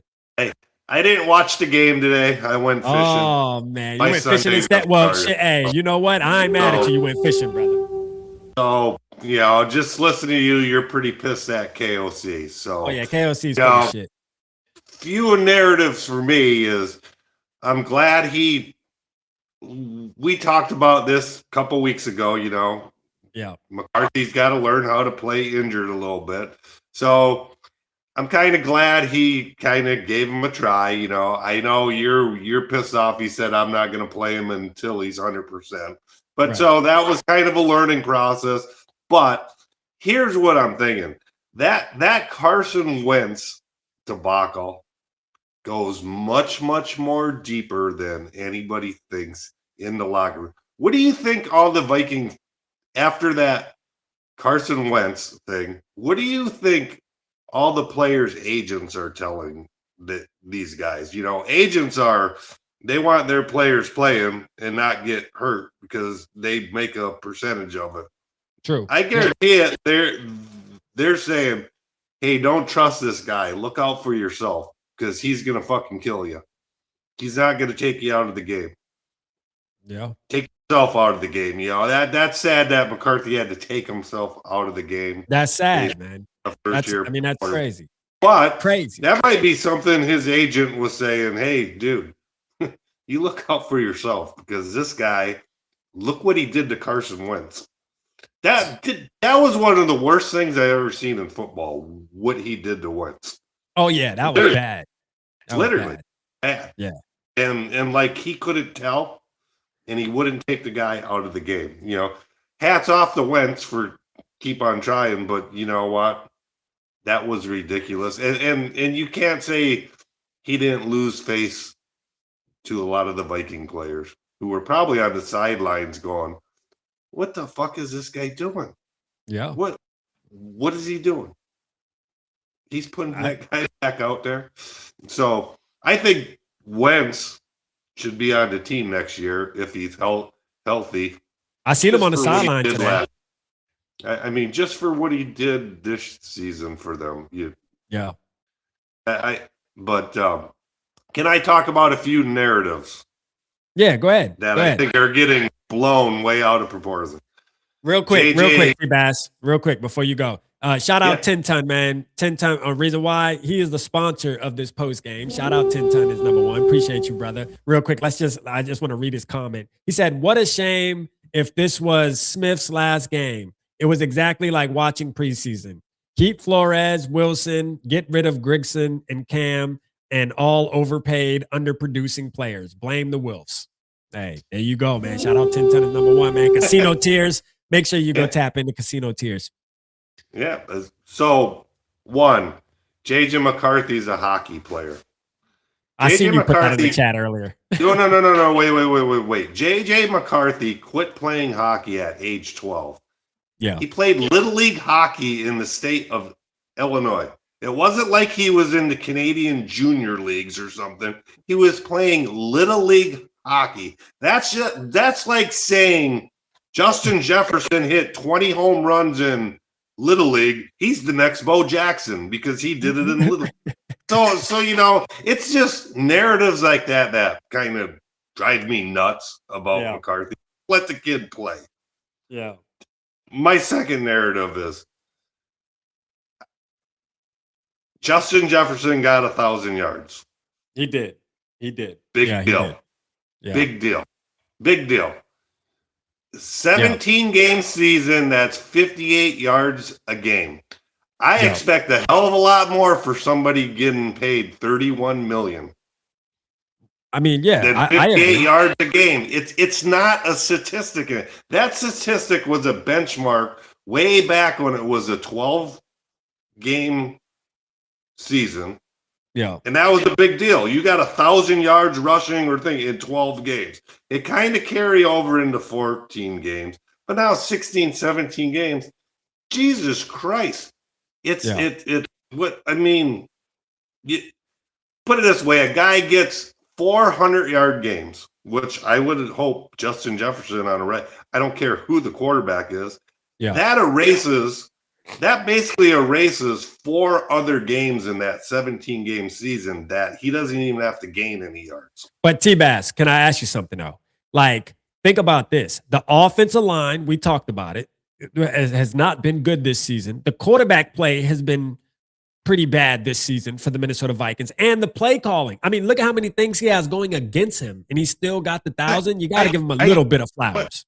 I just the 17-game season, I don't see the big deal out of it. Every top receiver and running back should be getting 1,000 yards in 17 games. The new benchmark should be like 1,200 or 1,300 yards. To make a big deal about it. Okay. That's what I'm saying. You know, because it was a really big deal in a 12-game season, even a 14-game season. But that's 3 more games. I mean, it's just so.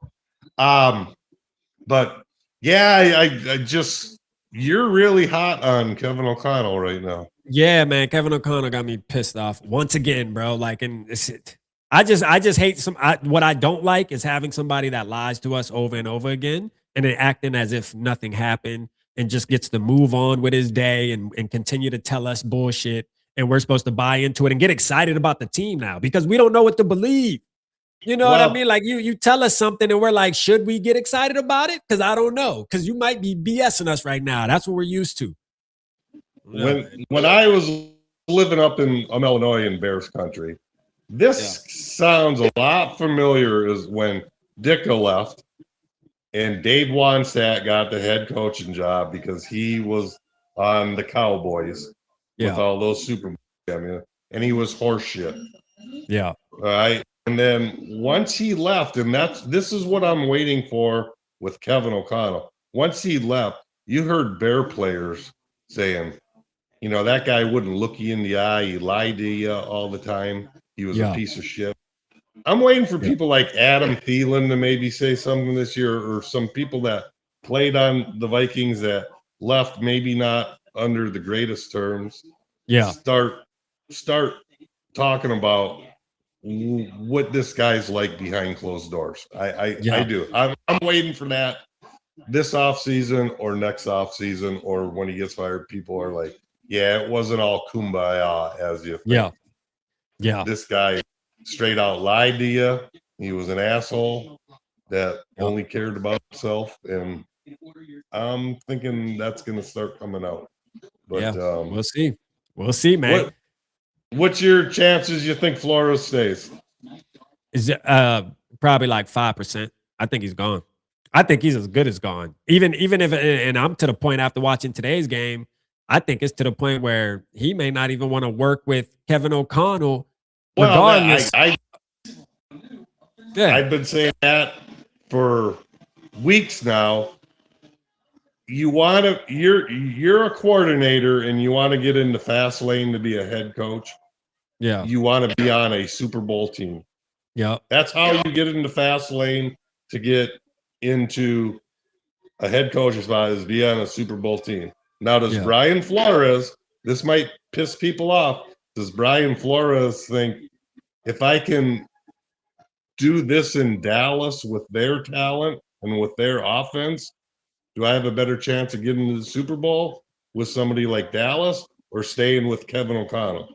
And I think that's going to be where he's like, I got a better chance somewhere else of making it to the Super Bowl if I do what I did in Minnesota. I don't see, this happening in Minnesota in the near future. So he's going to be gone. Yeah. I agree. I got laughed at for saying he's going to Cleveland, but we'll see. I know Cleveland doesn't fit that Super Bowl mold, but their defense is elite already, and adding him, they could be a Super Bowl team based off of defense. I see him wanting to go to someone that he thinks is going to be a Super Bowl contender, because that's how you get into the fast lane. That's just my theory. That's been my theory since about half of it. So I'll let get let me get OKC. Right? Yeah, we got some people in line. Yeah, man. Appreciate you, T-Bass, as always, brother. Hey, I'm OKC. Start cooking up some cow tongue tacos. Let's They're go. Awesome. Shout out OKC. All right, brother. All right, T-Bass. Man, shout out T-Bass, man. Let's go, man. Hey, FJB, stay there. I'm gonna call you after we get Class G and Dale on and OKC fan. I'm gonna call you FJB, so stay there. Let's go, man. OKC fan, let's get it. Skull, baby. Hey, T-Bass, we're going to have some Mexican food after this win. Oh, yeah, baby. Oh, yeah. Let's go. We're going to have some habanero sauce. It's going to be delicious. Woo. Yeah. Man, every time you get on OKC, I always say, damn, I got to get my setup.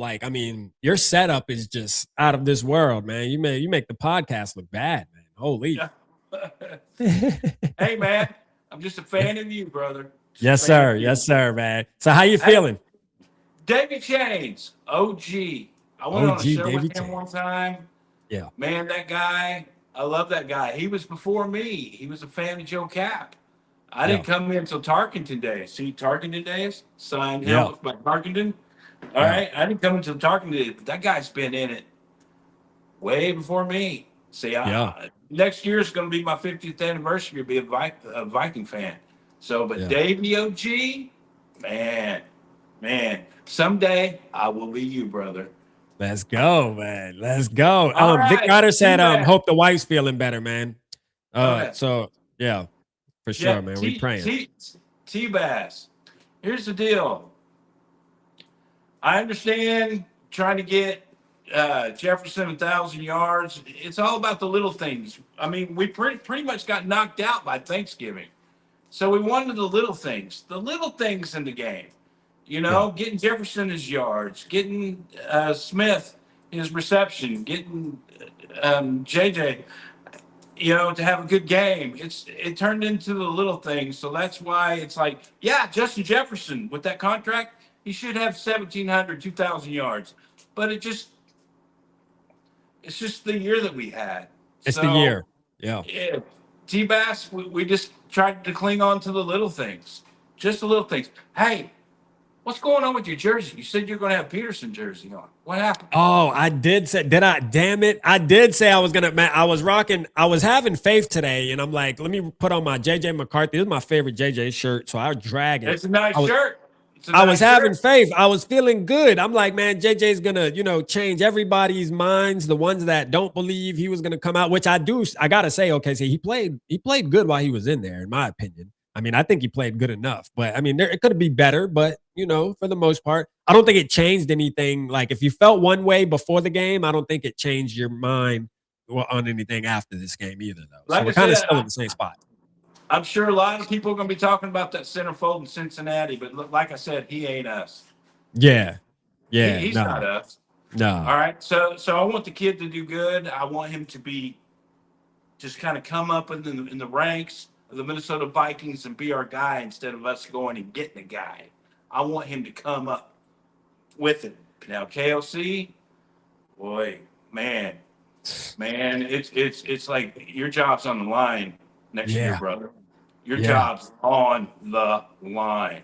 I've been a KOC fan, but man, you, Zoe, Let's Go, you people have shown me some things. Yeah. And I've watched it, and it's like, man, these play calling stuff, it's like, look, and if there's some rumblings with the team in the locker room, and just like T-Bass said, hey, man, he's kind of a little liar to your face. Well, I mean, he's got an agent. He's got this. He's got that.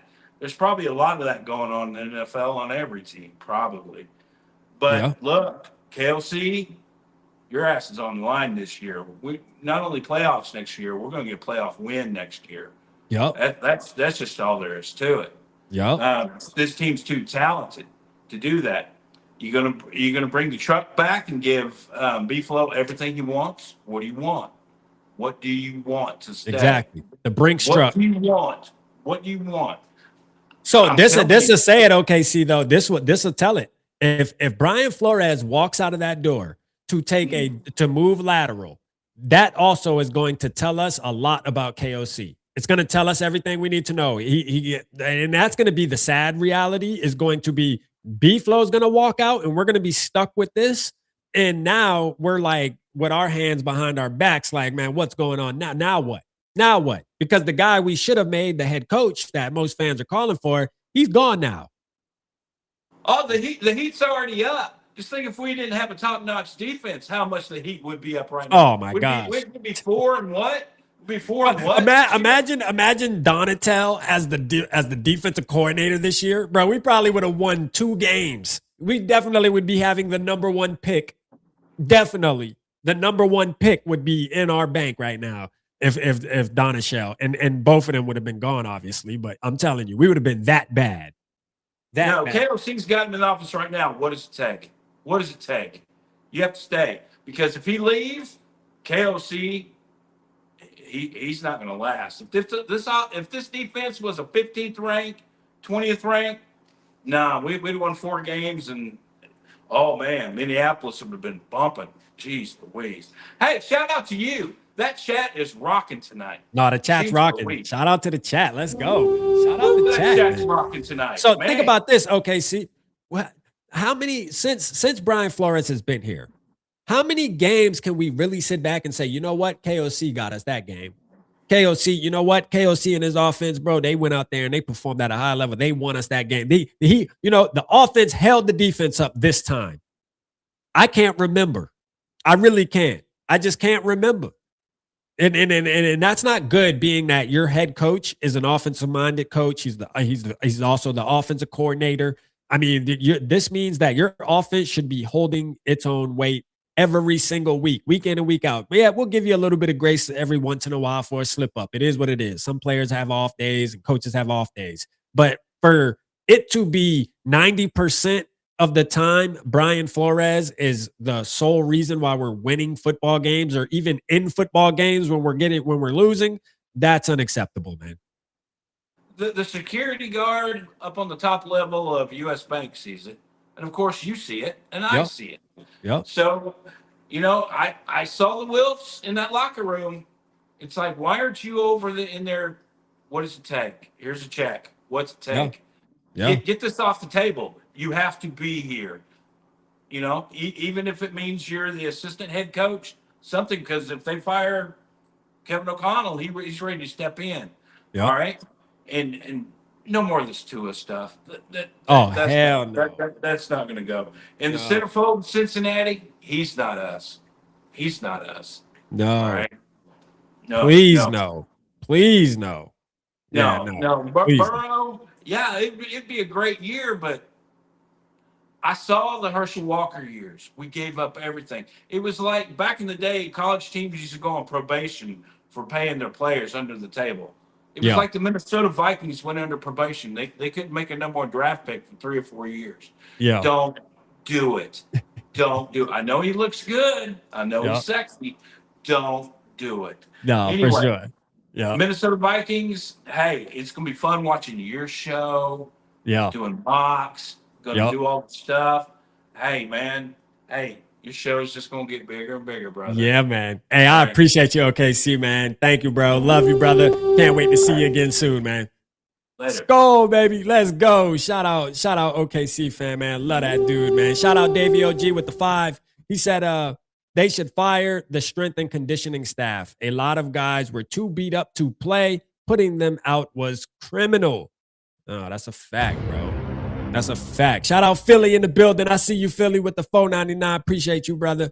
He said, do you think the players will follow B-Flow with their contracts end if Flo leaves? There may be some. There may be some who may be interested in that. I'm going to be honest with you. There may be some.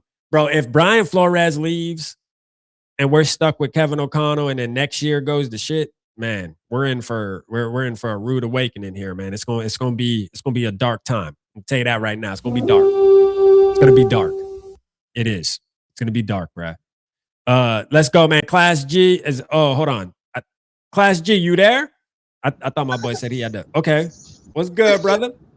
What's good? I'm just parking right now, so thanks, man. Oh, okay. Yeah. I didn't even check the chat that you put in, man. So oh, no sweat. You're doing your thing up there. All good. Yeah, man. Man, how you feeling, man? Talk to us, man. What we got going on? Man, I'm feeling all right, dude. Like, got my 9 on here. Got my 9 jersey on. Let's go. Like, so start off, you sound pretty, correct me if I'm wrong. How are you feeling 9-wise? Are you feeling all right? Yeah. Are you still there? Pretty good. Yeah. I'm feeling pretty good, man. Like, I think it is what it is at this point. Like, I think he showed enough that he needs to be part of the conversation and part of the competition. Now I did state earlier in the chat where I don't know if it's a smart move for us as Vikings Nation to just go into the season next year just saying, hey, this is automatically your job. I think a healthy competition would be fun. Now, there's a difference, and I wanted to make this clear too, Class G, there's a difference when I say healthy competition doesn't mean Joe Burrow, doesn't mean Lamar Jackson. See, those type of moves are meaning you're getting a new quarterback. You know what I mean? It's not competition, no. That's not competition. That's going and getting a new quarterback for the team. What I'm saying is bring in somebody who's at the same level but has some more experience, and you kind of have them battle it out, and yet you can still win games with that said player that you bring in. So just kind of like the Sam Darnold situation in a way. So it's kind of the same ordeal. So that's kind of where I'm at with it, man. That's where I'm at. So yes, you're still there. That's where you were at last time I was on. So that's where I'm at. Like, yeah. I don't know who else there is. Shout out Baby G in the back though, man. Let's go, man. Let's go. Yeah, bro. Dude. Let's go. Hey, what's up, little man? Let's go. Skull Vikings. Henry, can you skull? Skull.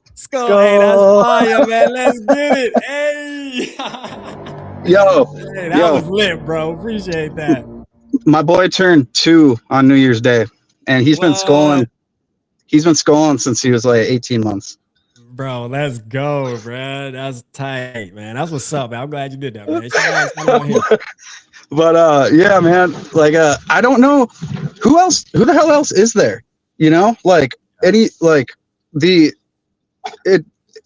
it's only the only way that works is if like the purpose is to just put them on ice, and that's the reason. Like, that's the goal. Like, hey, another Wilfs Classic 500 year, right? And JJ's just sit down for a little bit, homie, and that's it. But like, I think a lot of people are going to get it twisted with like, yo, we're taking a chance on this dude who's a little better, and like, that's how I feel like Mac Jones. Like last year, I thought Mac Jones was awesome. Like, love the dude, but he's just like one step better than like than average maybe. But like, it's not gonna.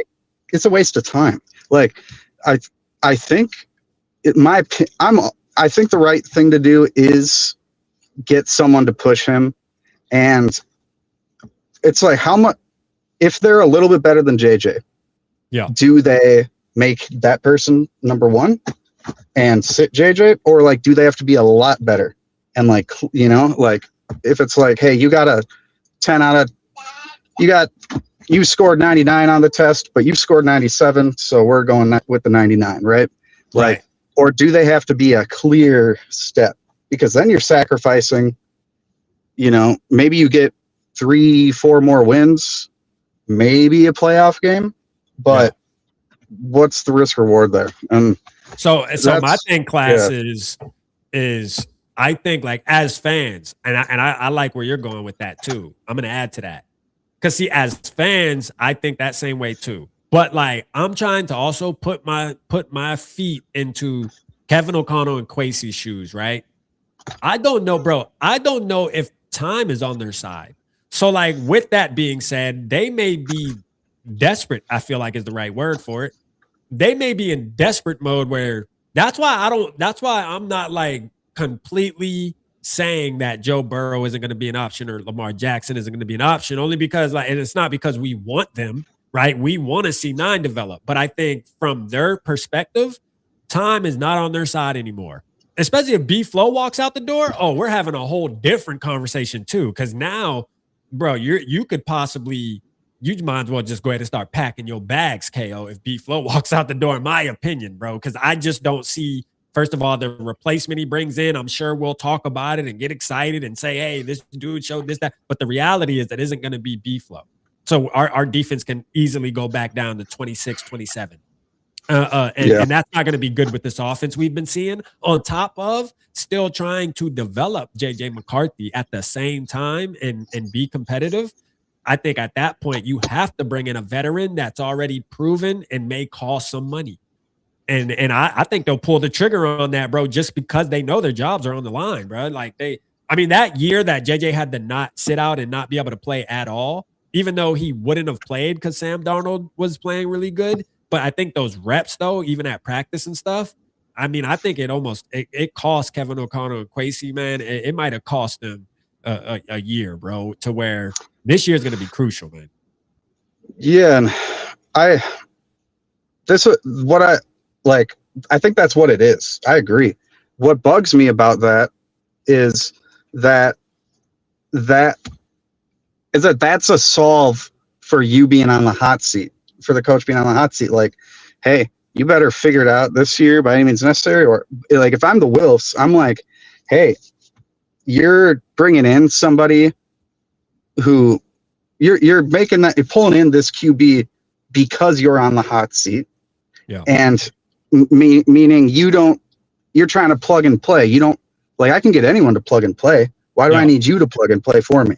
Like you're going to pull the same 3-4 names out of a hat that anyone else would. So that's what bugs me about that argument. I think that's what it is. Cause I don't, that's probably just like the billionaire owner mindset is like, no, you got a point, bro. Maybe, like, I'm with you. That's what it bugs me. And like, it's like, that doesn't do anything. Like, I think last time I said, and I'll go then, cause got a little homie with me. For sure. But, Absolutely. What am I trying to say? The last time I was on, I said, Kevin O'Connell and JJ are kind of bound to each other, at least for the beginning of next season. I believe that. As long as KOC's here, it's McCarthy. But I don't necessarily think if McCarthy's here, it's definitely KOC.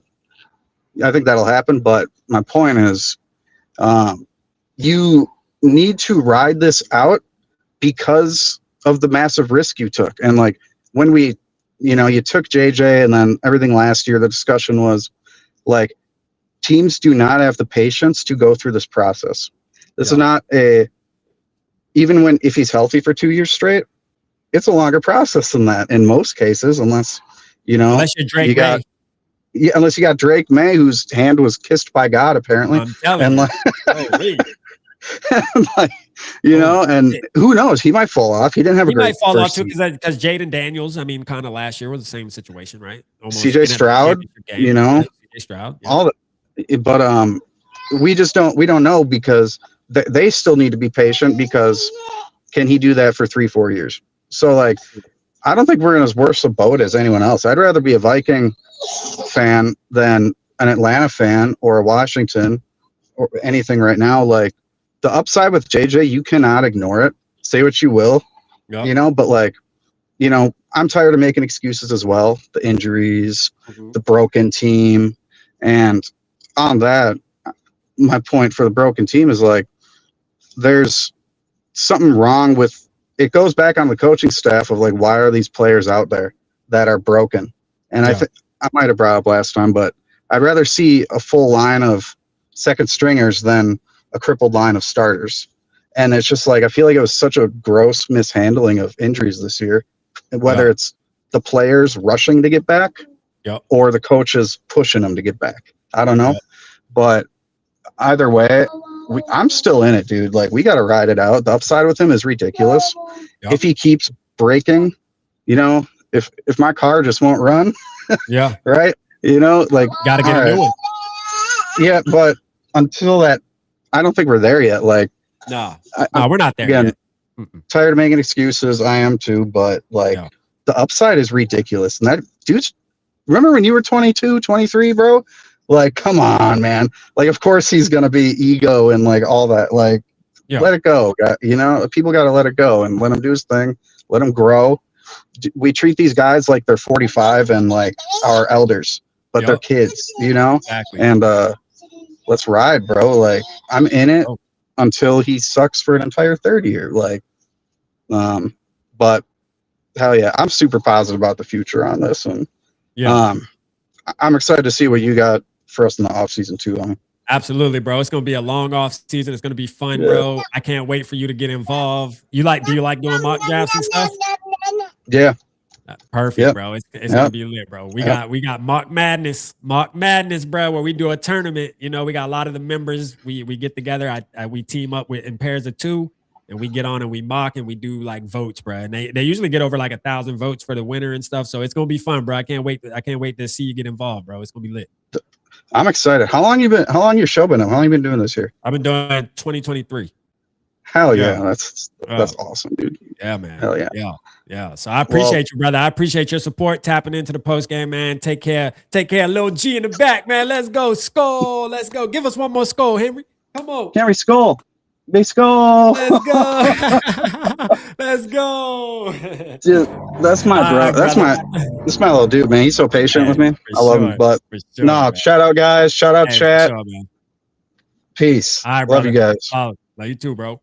Man, shout out Class G, man. Stand up dude right there. You hear me? And shout out little Henry too. FJB, stay right there. You next, brother. You next. Let me get Dale on. FJB, I see you, Willie. I see you, Willie. Stay right there. Let's go, my boy, Dale. Y'all get a double dose of my dog, man. Hey, let's go, Dale. Talk to it. He had to take the glasses off. Uh-oh. Yo, I don't want to take up too much time. You know Nah, what you I'm saying? good, bro. 'Cause Talk. we could yarn this motherfucker. You I'll know. tell you, hey, first of all, me and Dale had a plan to go 20 minutes last night. We wound up going an hour and 30. Man, it's natural. It's natural. Yeah. So I'm gonna keep it about this game, right? Yeah. Right. I'm gonna keep it about this game. So Jordan Mason averaged like 6.7 yards a carry, man. How come he only had 14 carries, man? You know what I'm saying? So I'm gonna say that I'm gonna say the things that I don't like. I'll end on a positive note. Yeah. The things I don't like, right? The things I don't like. First of all, when we had first and goal from the 6, Yeah. and you have a running back who's averaging 5.5 yards a carry, who just popped off like a 14-yard run, right, to get you to the 6. You don't give him the ball again? What kind of reward system is that, man? What are you telling your players, man? So like has this dude learned his lesson, man? Has the coach learned his lesson? That You know, it's week 18, bro. He took it to the wire. He took it to the wire. I mean, I get it. I think I looked back and we had like 33 carries, you know? Yeah. And dominated the game. Absolutely. Yep. That was probably the most carries that we've had all year. Yeah.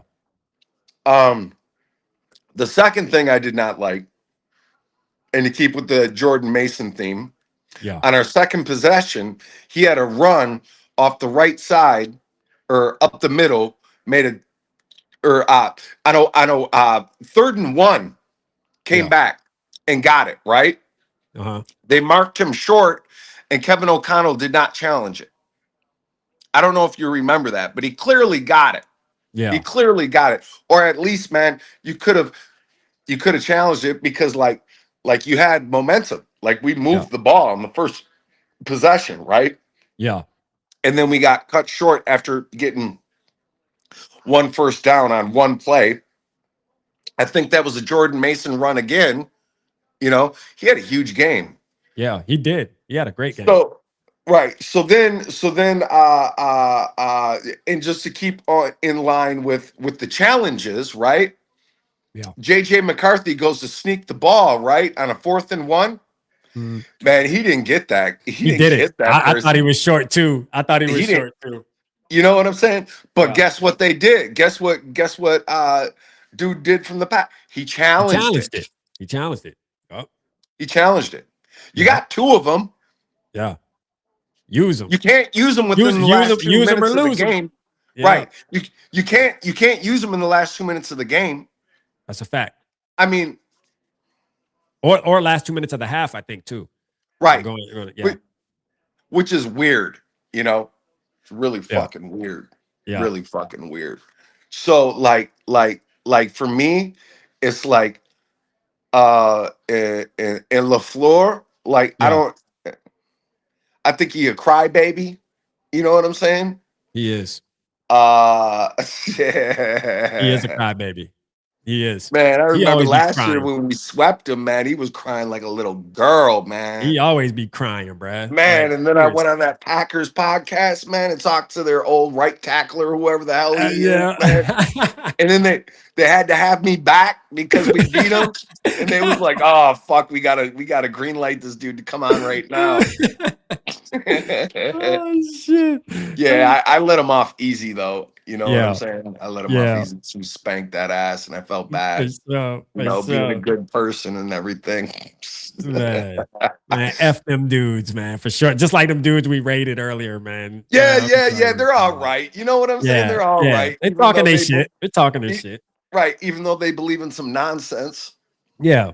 They talking their shit. I mean, the Packers got like a $50 million quarterback and a $32 $32 million, $35 million defensive end.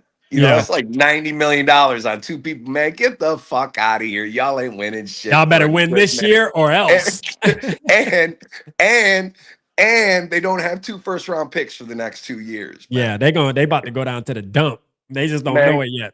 They're so terrible, dude. Yeah, Oh my god, about I can't to be wait. mad, boy. Yep. Yeah. So they sneak in the playoffs, big deal. You know what I'm saying? So, anyways, but yo, oh, okay. So there was another part that I didn't like. Kevin O'Connell called a naked boot. Yeah. Right. That's when the quarterback, a bootleg is when you fake the handoff and then your quarterback runs out of the pocket. Yeah. Right. Is a design. And the bootleg, typically you pull a guard to pull out in front of the quarterback to pick up an outside linebacker so your quarterback doesn't get fucking smashed, right? Right. Yeah. Then you have a naked boot, which you don't pull the guard out to follow him outside the pocket. And that was, I believe that was the play where JJ McCarthy like stiff armed the dude and then ran the other motherfucker over, man. Yeah, you know what I'm saying? But let's go. But yo, I like that. I like that, right? I like that shit too. But yo, man, you trying to protect this motherfucker at least a little bit, man. Instead of getting him lit up, man. Damn, dude. Yeah. I mean, even on that play, man, he outran the outside linebacker. Yeah. I think he stiff armed the safety and then ran over the corner. Yeah.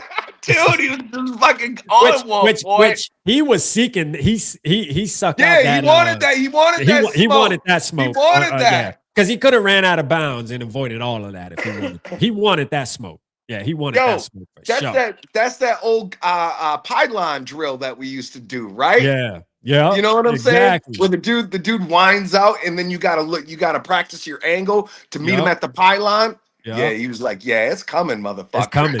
Yeah, he laid the boom on his ass. He laid the and you know what? I think he did it too. Like people criticize it maybe a little bit, but to me, I know in his mind he's thinking too. Like, let me get my team hyped up though, because if they see me do that as the quarterback coming and I'm playing injured, man, shit, yeah. That's all part of being a leader. That's what actually what I like about Jackson Dart. You know what I'm saying? Yeah.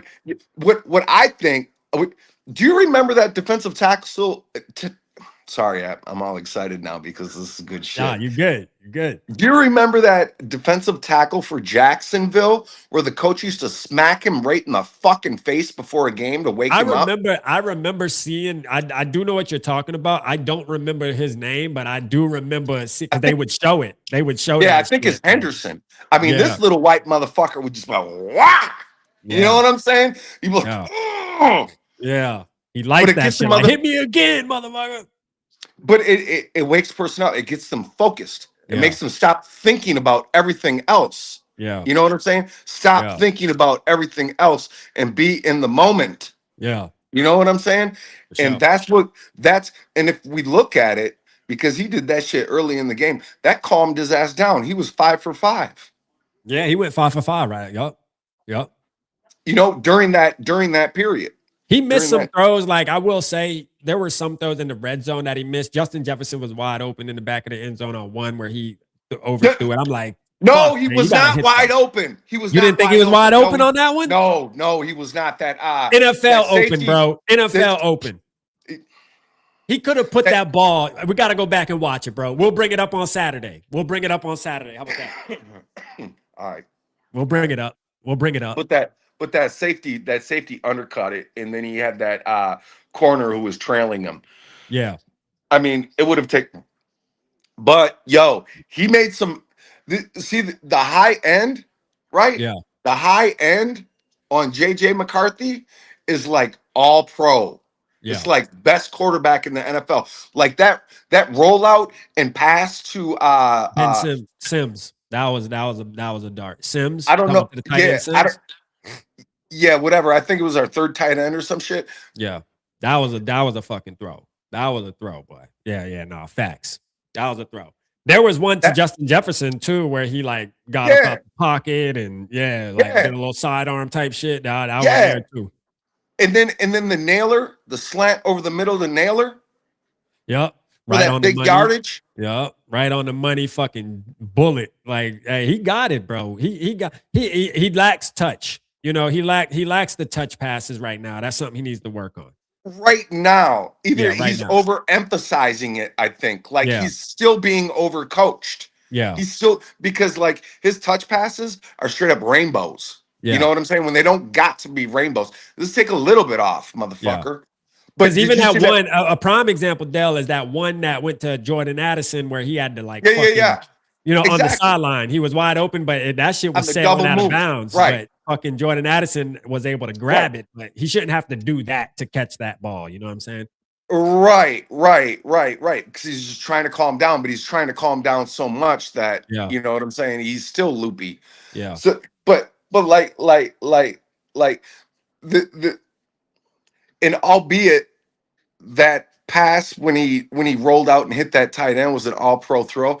That wasn't the most impressive pass to me that he made. The most impressive pass that he made to me was when Justin Jefferson did that short hook and the corner tried to jump it and he let him outside to Justin Jefferson's left, just outside his hand, and then Justin Jefferson snatched it and turned around and ran upfield. Like that took a gun to get it there.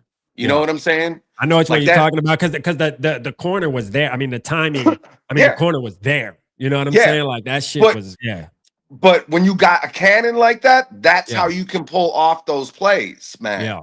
Yeah. You know what I'm saying? Yeah. No, I'm with you. So yeah, I mean, there's some positives, some negatives. I don't want to hog up all the time. So nah, you good, bro. Yeah, me and you will tap back in. Yeah, we'll tap back in and on Saturday for sure. So y'all be on the lookout, man. All right, brother. Let's go. Hey, we got Dell tapping in Saturday. Y'all want to hear more from Dell? We're gonna break down some film Saturday. Dell want to break down some film, brother. So we're gonna get him. FJB, my brother, man. Let's go. Talk to us. Can you hear us? What's up, motherfuckers? Let's go. What's up, brother? Are you there? Can you hear me? Yeah, we hear you, man. Let's go. Get that list out, Well, FJB. you know, I'm an OG. I guess I'm 49 going on 50, so fuck it. Get that list out. I got a few positive things here. No, start with the bullshit, FJB. Start with the bullshit. You want to see my notes? Oh, I seen them. You sent me a picture. I got them. Yeah, let's go. Start with the bullshit. I'm gonna start. I don't want to start with we won. Blah blah blah. I will say this: we did that raid on the Packers, and we went in there. Those motherfuckers were like, "What the fuck is this?" Yeah. And they said, "Holy shit! Who is this? Who's doing this?" I said, "Bike." I told them, "Bike, motherfucker." Let's go. He's the man. That's what I said. Go. Hey, so what I'm gonna start off with is, you see my cheaters here. I'm an old G. I got missing a lens and everything. When you get old one day, you'll just use one cheater. So don't lie about that. I got you. Justin Jefferson got his fucking 1,000 yards. That's a positive. And the most important thing of the night is C.J. Ham got the Walter Payton Man of the Year. Isn't that awesome? Oh, his service is popping in and out. Oh, yes. Hey, hold on, FJB. If you're an NFL player. Oh, hold on, real quick. Let me see. Let me see if I can fix your bars really quick. Your service is like in and out. It's skipping. Hold on, real quick. Okay. Okay. Try now. Try to talk now. We heard C.J. Ham, Walter Payton Man of the Year. Let's hear it. Yes, that's important because CJ's did some shit, not very much, but he did some stuff over here that one. Hold on. Hey. That should sound horrible. Hold on. Hey. Hold on. Let me move Hey, around a FJB. little bit here. Yeah, I was about to say move around or I'm gonna call you. Yeah. Move around or I'll call you real quick. I'll move around. I just moved. Let's see if it works. Cause that shit was skipping. That thing was skipping back. All right, there you go. It looks like you got full bars now. All right, stay right there. All right. Jesus crying out loud. But CJ Ham to get Walter Payton Man of the Year is a huge deal. That's a guy that he not only plays football, but he gives to his community and he does the best he can. Absolutely. You know. Yeah. Yep. Yep. No, shout out Hammer time. Yep. And I got my notes here, but I'm afraid if I go over to get them, we're going to go skipping again. So I'm going to try it. Let's go. So, who scored the most points on the Minnesota Vikings team this year? Drop it in the chat, y'all. You know, I know, FJB. Let's have them drop it. Let's see if any of these fans know. It should be obvious. Yeah, Who scored the most? I think it was fucking Hawkinson. We're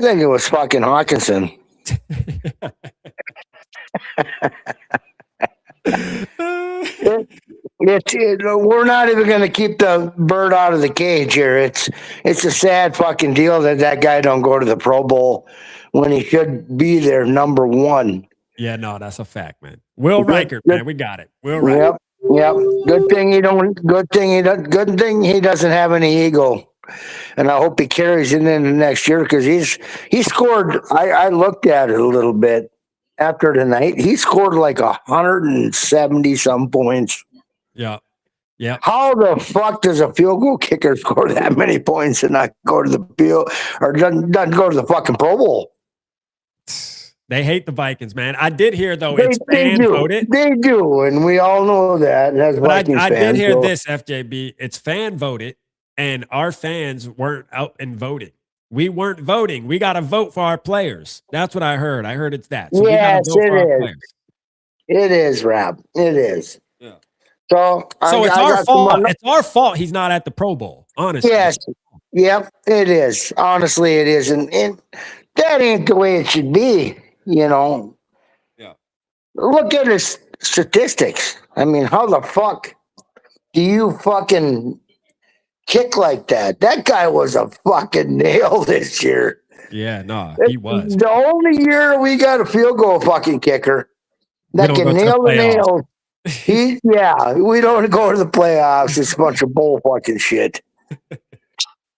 If anybody doesn't know, man, FJB's an OG. He's been around a long time with this Vikingism, man. Don't even get me started. We finally get a field goal kicker that's nails. We can't go nowhere. Any other year, we're fucked. We go into the playoffs fucking 13-0 and 15-3 and fucking 11-9 or 11-4. Yeah. Fuck that shit. So anyway, we're gonna move on with that. I love FJB, man. This is why he's one of my favorites, man. Y'all hear him? Hey, the OG Vikingism is there. You hear me? He's sick of this shit. So anyway, when are we gonna get over this pussified? And you know how I feel. We've talked pussified bullshit. Players being pussies. Yeah. I know. JJ had this hairline fracture in his hand and he was throwing some darts. Then all of a sudden, I gotta go out of the game. When the fuck's this gonna end? In 1976, when I was born, I was watching football before I was fucking born. And the OGs, I know there's some in there, Papa and those guys, they know. Yeah. There was none of that bullshit. There was a fucking pill bag in the corner of the locker room with uppers and downers and painkillers. And you took them as you needed them, and you went right back out on the field and played.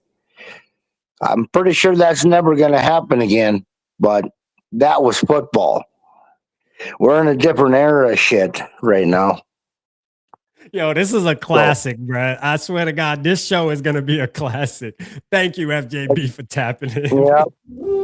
You watch the old school shit, haven't you? Pittsburgh Steelers, Terry Bradshaw. You know, Terry Bradshaw didn't do shit. He fucking walked into a locker room and won 4 fucking Super Bowls in a row. Yeah. That's what we're gaming JJ McCarthy. Yeah. Do it. Hold on, you're skipping up. Destroyed him when he. There you go. Hold on. All right. Did you see what the refs did to JJ McCarthy first drive? They killed him. They fucking killed him. Yeah, what they do? And he's a young kid, and he's got it. Rap. He's got it. Yeah. He just got to learn to control his emotions. Like, just give it half. Yeah. But I'd love to see a quarterback knock the shit out of a defensive back, and he did that. So you can't get him wrong for that. That was fucking awesome. Yeah. Yes, he did. I loved it. I just drove my shit I laughed. Yep. Good job. The penalty. Wow, yeah, we'd have 7 more points. Who gives a fuck? Yep. So what do you think about this? What do you think about I'll take Naylor over fucking Addison? Because you know Addison's going to leave. That's another thing we ain't talked about. Yep. I'll take Naylor. I'll take Naylor over Addison because once Addison leaves, Naylor's going to be all over the fucking field, and JJ McCarthy knows his number. I like Addison, but I want to keep Naylor too. I mean, are you asking me if I will take Naylor over Addison based off That's exactly what I'm asking you. I'll take Naylor over Addison any fucking day, and you can take me to the grave with it because there's no connection. There's no connection. There's a tiny bit of connection when times get tough with Addison, but when there's nothing to lose, Naylor's wide open every time. Yeah, no, I'm with you on that. I'm with you. I want to keep Naylor. I'll say that. I want to keep Naylor. Addison, I think we got him for 1 more year, FJB, just because he's under contract. So technically, he's playing. Technically, he's a Viking next year, regardless. Yep. So that's good. We know we got some problems with Addison coming. We know that. Well, hopefully, yeah. Hopefully, he's not going to be a jackass this offseason. We'll see. Well, even so, I think he's the first chance out of the bus he gets, he's gonna fucking leave. And whatever, he's got to go make his money. That's the man's choice. Yeah. So anyway, I'm with you on that. I think we'll be good. I think we'll be good with Naylor if Addison does leave though. I think I like Naylor, man. Naylor's actually coming along, man. He's turning into a real issue out there in a good way. When I say issue, I mean in a good way. Issue for other teams. Yeah, that motherfucker came out of the middle of nowhere 30 yards downfield and got a fucking ball in the middle of the field. You know, and with KOC, he's not calling those fucking plays. Yeah. And that guy ran across the middle of the field and caught a fucking ball. Apparently, nobody on the rest of the Minnesota Vikings receiver corps wants to run across the middle of the field. Naylor will do it. Yeah. Yeah. Fact. You know what I'm saying? Yep. So I'm going to talk one tiny bit with my notes here about tonight's football game. 0 yards on offense. McCarthy was in, but he couldn't convert a third down. They brought in Brosmer. Our boy Brosmer. Yeah, 0 fucking yards. How the fuck do we fix this? We don't, FJB. We don't even try to fix it. There's nothing to fix. Like we talked about this at the beginning of the show. Max Brosmer is not in the quarterback conversation, and he's not, bro. He shouldn't be. 100. Guess who's coming to town next year? You want me to tell you who is? And it ain't fucking Burrows. It's gonna be like 3 quarterbacks that are QB2s. Who you got? You want to bet? You want to bet me? No, because you're a betting man. I'm going to say. I think Kirk Cousins is coming back to the Minnesota Vikings. You want to bet? Yeah, fuck. I know it. I know it's coming. I know it's coming. You know what's crazy is I did hear a report of them talking about that, which is crazy. Let me get them off and add them back on real quick. Let me see. Hey, Willie, stay back there, Willie. We got you, Willie. Hey, just enjoy the show, Willie. I got you. We ain't leaving without hearing from you. We trying to get FJB back on real quick though. Let me see. His thing went off. I might have to. Who's gone? You there? Hold on, FJB. I got you. There you go. All right. You're back. We hear you. Who's gone next year? We both know we'll take Josh Oliver over Hawkinson. And me and you talked about that. Over Hawkinson. You goddamn right we talked will. about that, where Hawkinson actually shows you. That motherfucker at least gets 5 yards after the fucking catch. Thank you. That's it. All enough to be said. And that's enough. Yep. You get a 10, you get a 15, you get a 5, you get a 10. That's it. That's all you need. Because Hawkinson gets 0 after the catch. 0. Yep. This man doesn't know what that motherfucker can't even get the goddamn catch. So how much cap space are we going to save if we get rid of Hawkinson?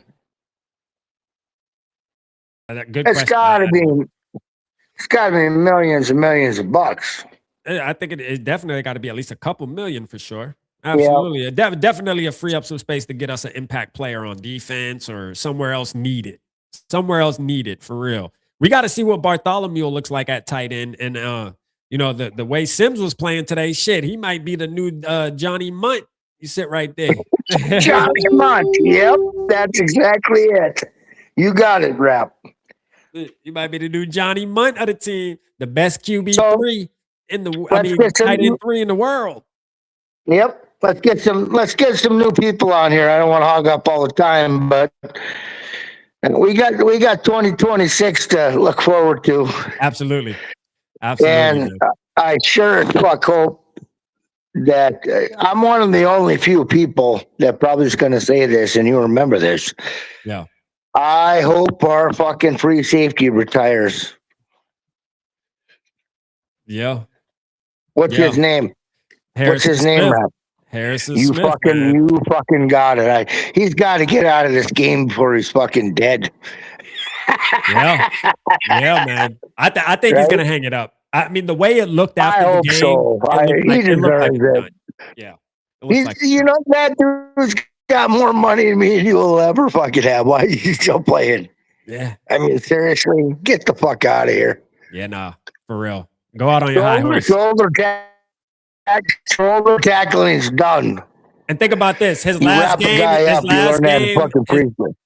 game, he beat the Packers. I mean, you can't end it no better than that. Last game, you beat the Packers. You know what I'm saying? Let's go. Shout out. You know it, brother.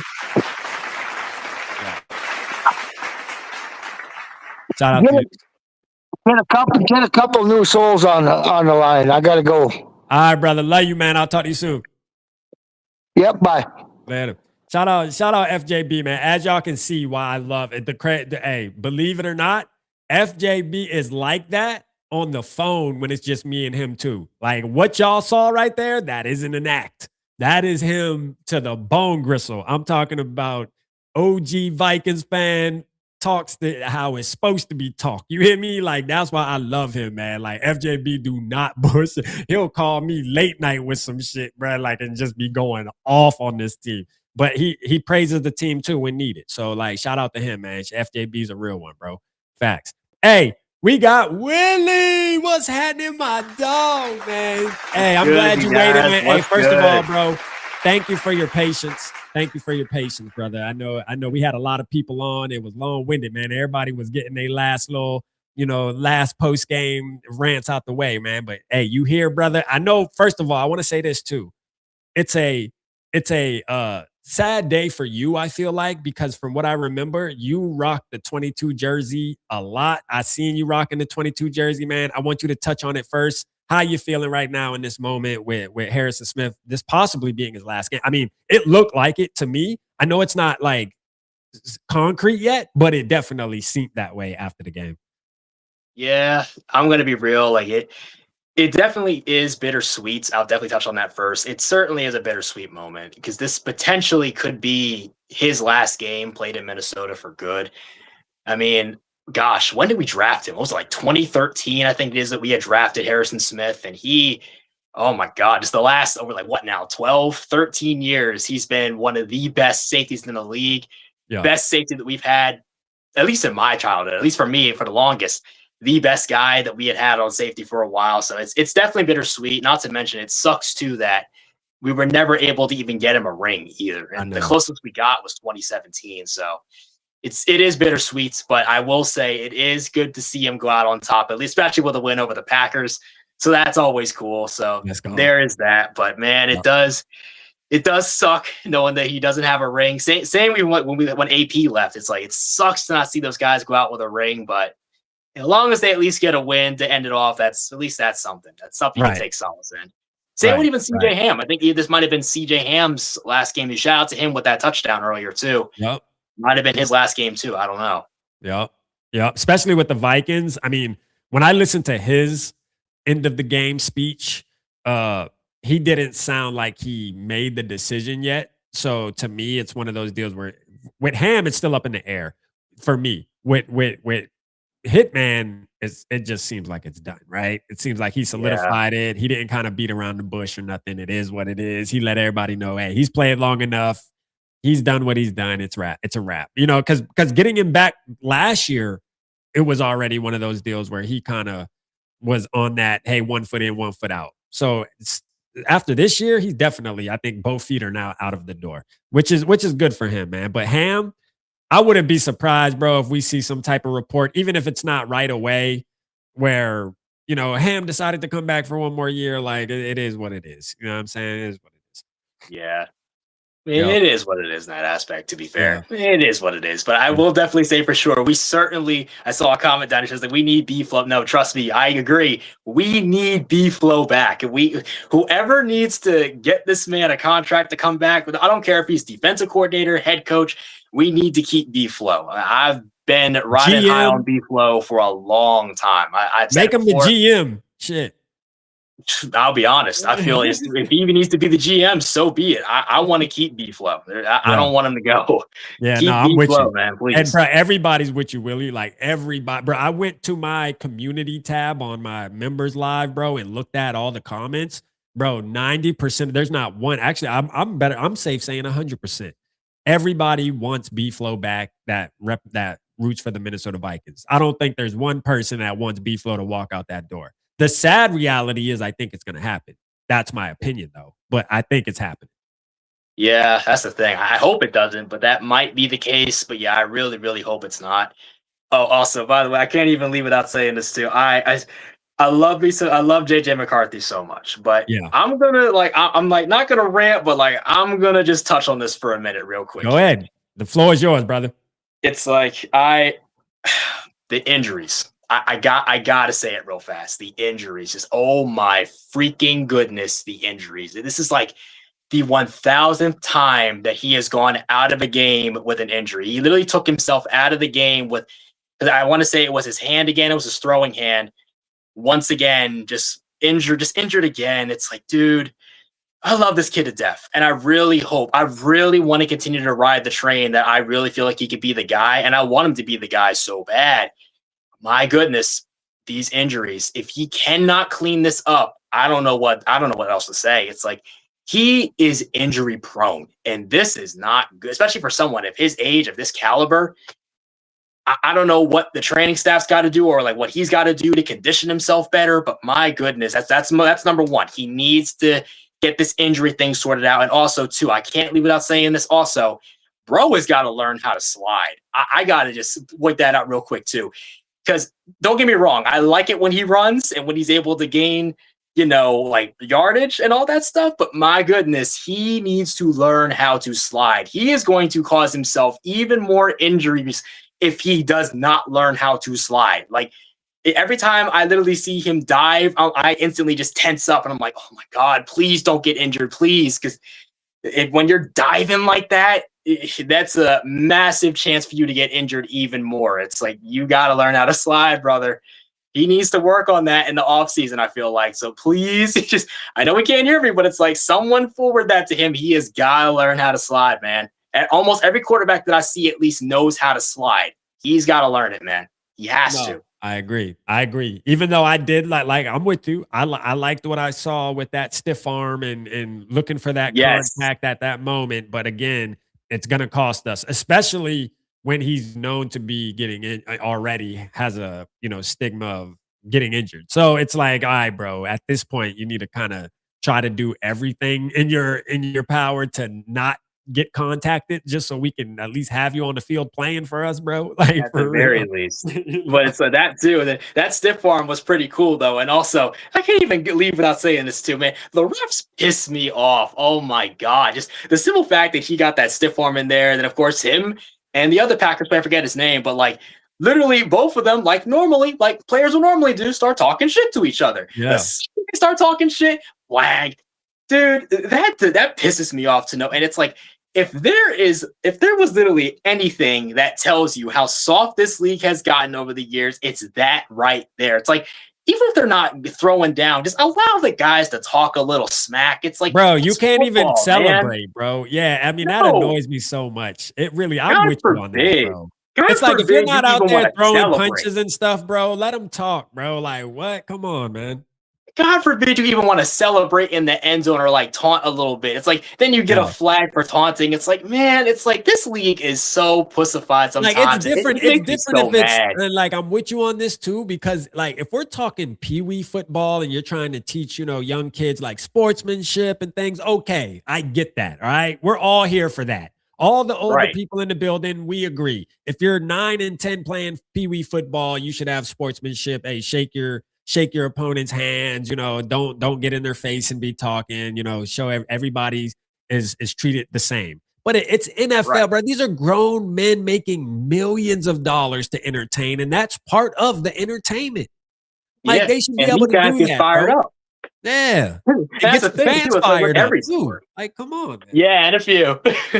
Sorry about that. But yeah, like, that's anything, I feel like. And heck, I mean, even me being like a NASCAR fan, for example. Yeah. The guys that drive the freaking cars too, sometimes they will say things over the radio sometimes that like are not PG, or sometimes when a guy's racing them a little too hard, sometimes they will get a little upset. They will, because again, it's grown men literally in a high pressure situation. Same with football. You're in a high pressure situation. Anything can happen to you at any given point. So of course, sometimes in the heat of the moment, you're going to say or do things that might not be PG rated. It's like, yeah. And that's something that I learned as a kid too, playing like PB football and all that too. Like, sportsmanship and all that stuff too. But yeah, again, these are grown men in the NFL, the biggest football league in America. It's like, again, they're going to talk a little bit of smack sometimes. Like, some of the guys like Ray Lewis, for example, they were always talking smack to each other back in the day. I mean, I was around for that. It's like, come on, dog. It's annoying. It is annoying, bro. It definitely kills the game, man, in my opinion. Like, as far as come from a fan's perspective, when we're watching it, like seeing flags for stuff like that, it's like, bro, come on. Like, even like certain celebrations and stuff, they're excessive, unsportsmanlike conduct, excessive celebration. It's like, bro, it's like, what? We just clinched the playoff berth. We scored a touchdown, bro. What you want us to not be lit? Like, come on. That's what I'm saying. That's what I'm saying. Like, you want us not to have a little bit of fun with that? I mean, come on now. It's weird, bro. It's just weird. And you know what else I heard, Willie? Like, for what JJ McCarthy did, I learned this a couple weeks ago, which some of y'all may have already known this. Maybe this is information that I feel stupid that I just found out. But like, I was watching a podcast with the actual player, and he broke it down. Not only, see, like, as fans, we watched that play, right? For example, that JJ play. He got the flag. The team got penalized, moved back 15 yards. But when JJ McCarthy's paycheck it hits his bank account as well, they also deduct. Like, that play alone, that unsportsmanlike, cost JJ McCarthy like $15,000. So like, I didn't know that was a thing, but that's how the NFL works. That's the behind the scenes that we don't know about. When these players get certain penalties, they also get fined from the NFL. Like, the NFL takes a cut of their game check. So like, JJ McCarthy has to pay for that as well. Not only does his team, get penalized, and then again, the drive stalls out because they got put behind the sticks now 15 yards, but he also is going to lose like $15,000. That's crazy. I didn't even know that. That's Yeah. wild. It was That's crazy from when I heard it, insane. like a play. That's why I love those player podcasts that get into detail because they tell you things that you're like, oh shit, I didn't know that. Like as long as I've been watching football, I didn't know that. You know what I'm I saying? didn't know But that like either. players think it's worth it though. Like most players will tell you, I don't care. I'll take that fine, bro. Like I gotta, Yeah. because 15,000 to them is like, I mean, yeah, to average people, it's like, bro, that's 15,000, bro. What? But to them, it's Yeah. like, To them, it's it's like, all right, nothing. I got They don't $100 really care. speeding ticket. Like it sucks, but I can afford it. Yeah, like to them, it's pocket change. They don't Yeah. even care. That's pocket Yeah. change to them, man. Yeah. Yeah, exactly. Exactly, bro. But like Man. before you get out of here, Willie, man, yeah, we've been thugging, bro. 2 hours and 25 minutes, man. Shout out to y'all, man. Keeping it lit, consistent too in the building. Thank y'all so much. Willie, I gotta say, give us just tell me, what is your overall, now that the season's done, because I've asked you every single post game that you've been tapping in. Thank you for tapping in since you have been too, by the way. But now that we're done, bro, the last of the Mohegans. What's your overall thoughts, man, going into this 2026 offseason, bro? Where you think we're at as the franchise?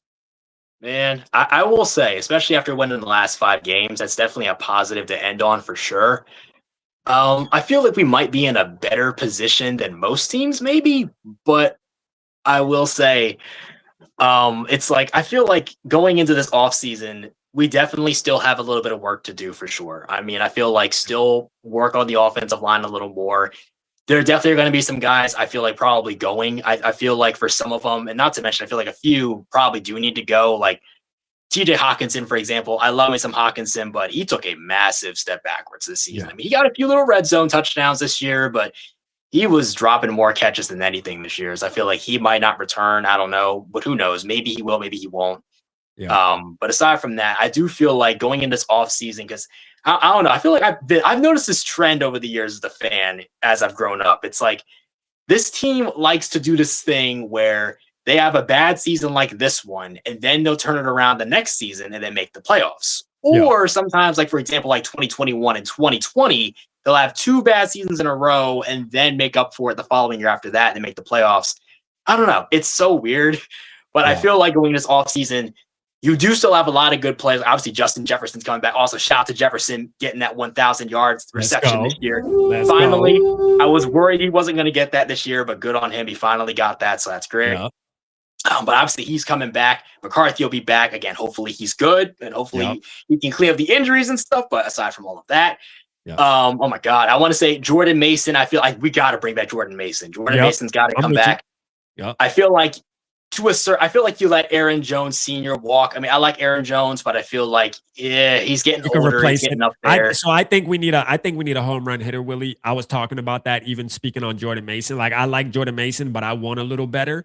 And I made it clear too that I want Jordan Mason back, though. I'm not saying I want better, meaning let Jordan Mason leave. I'm saying I want Jordan Mason to be part of what I like to see in the running back room. And part of that is that home run hitter, like prime Dalvin Cook, Bijan Robinsons of the world, and obviously Jahmyr Gibbs of the world. Like I want that guy that you can hand the ball to, and in any given play, they can take it to the crib and turn the game around. I don't think Jordan Mason has that. He has a lot of great skills about him, but he doesn't have that one. And that's kind of one that I'm kind of hoping the Vikings get back to, bro. Like the Adrian Peterson, Dalvin Cook, bro. Like you never know, bro. You never know. Like anytime you turn around and hand the ball off, this could be one, like, so I kind of like that because those touchdowns make a difference, bro. And they put the dagger in an opposing team too, bro. Like I love those type of running backs, bro.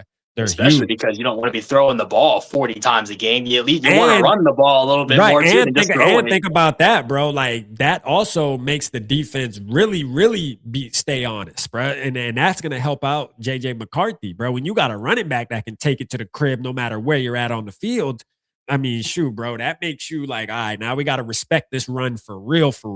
So, and it opens up the pass game. So that's something I'm kind of looking for. I know there's a couple names being tossed out, Jeremiah Love, but there's also guys that are already in the league that can do that too, that we may be able to go after too, depending on what our cap looks like. So we'll see what happens, man. We'll see I'm with you on that though. Senior letting Aaron Jones, good guy, played good for us. Shout out to him, give him his flowers. but I also think we can upgrade there. Yeah, I feel like it's time. I mean, again, like, shout out to him. He's done well for us. Not that he hasn't at all, but it's like, I kind of feel like it's time. I mean, he's been in the league for a while and he's been hanging around and all that too. But I feel like his time up in here in Minnesota might be up.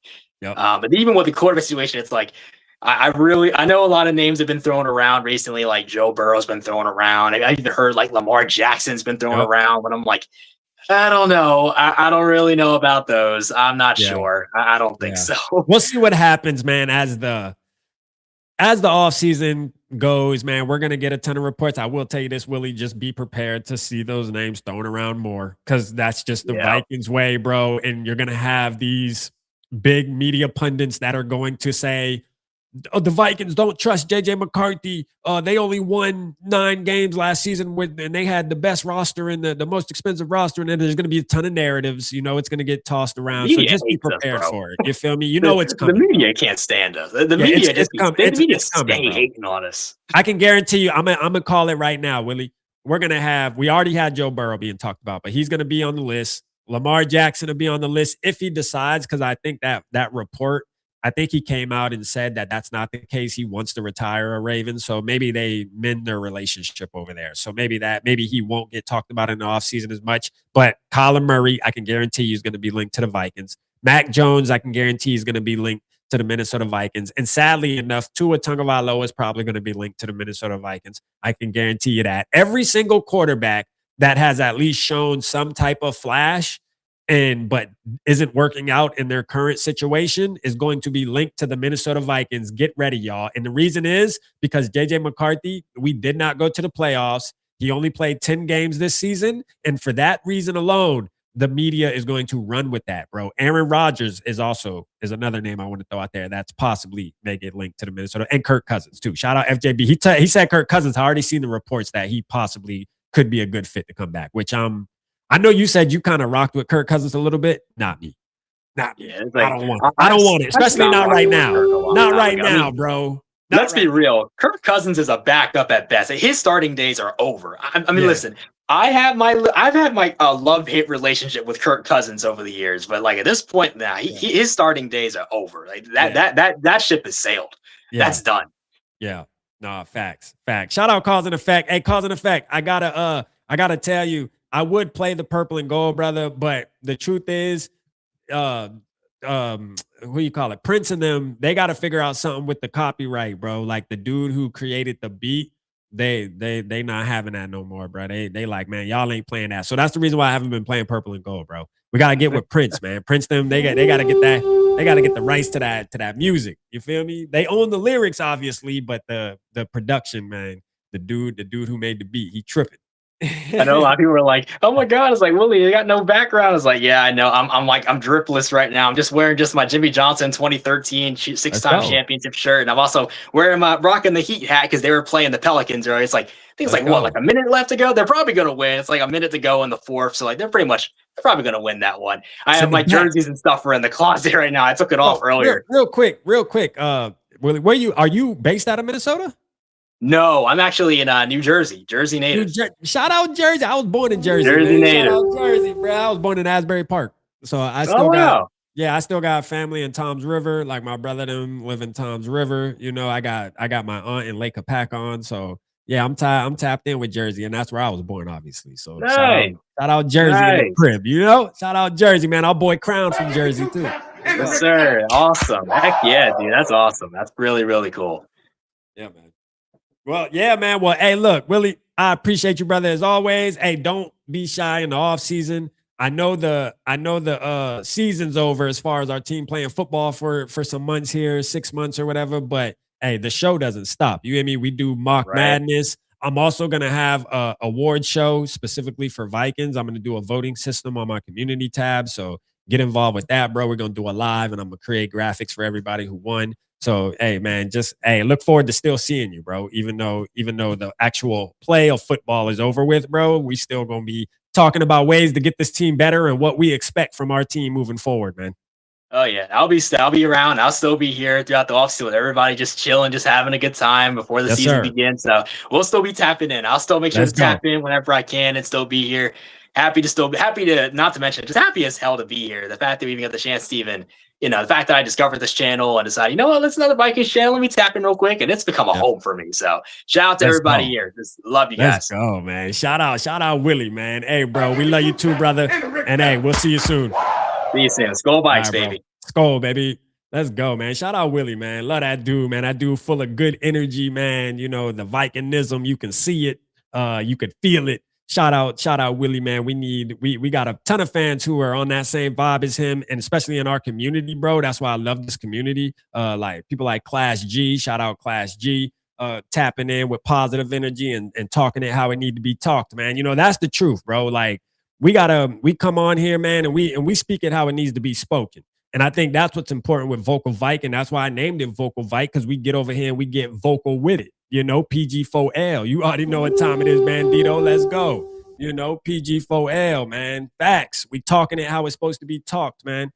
Shout out everybody. I appreciate y'all, man. We've been on 2 hours and 36 minutes. Everybody has been tapped in for a long time, kicking it with us for the last post game of the season. It's bittersweet, but we got a dub, man. 5 in a row. We get to go into the offseason knowing that our team won 5 games in a row to close out the season, which is not a small thing, bro. Like we gotta at least put some weight on that, man. But hey, we'll be talking a lot this offseason. I'm probably gonna take a break until Friday. Friday, we will do the award ceremony, man. That's what the Friday Live is going to be. It's going to be the award ceremony. I want to remind you guys, I will start the voting system starting tomorrow morning. I'll post the first couple polls. We're going to vote 4 categories, and then we'll get out of here. We're going to vote MVP, and this is all Viking specific. MVP, we're going to vote most improved player.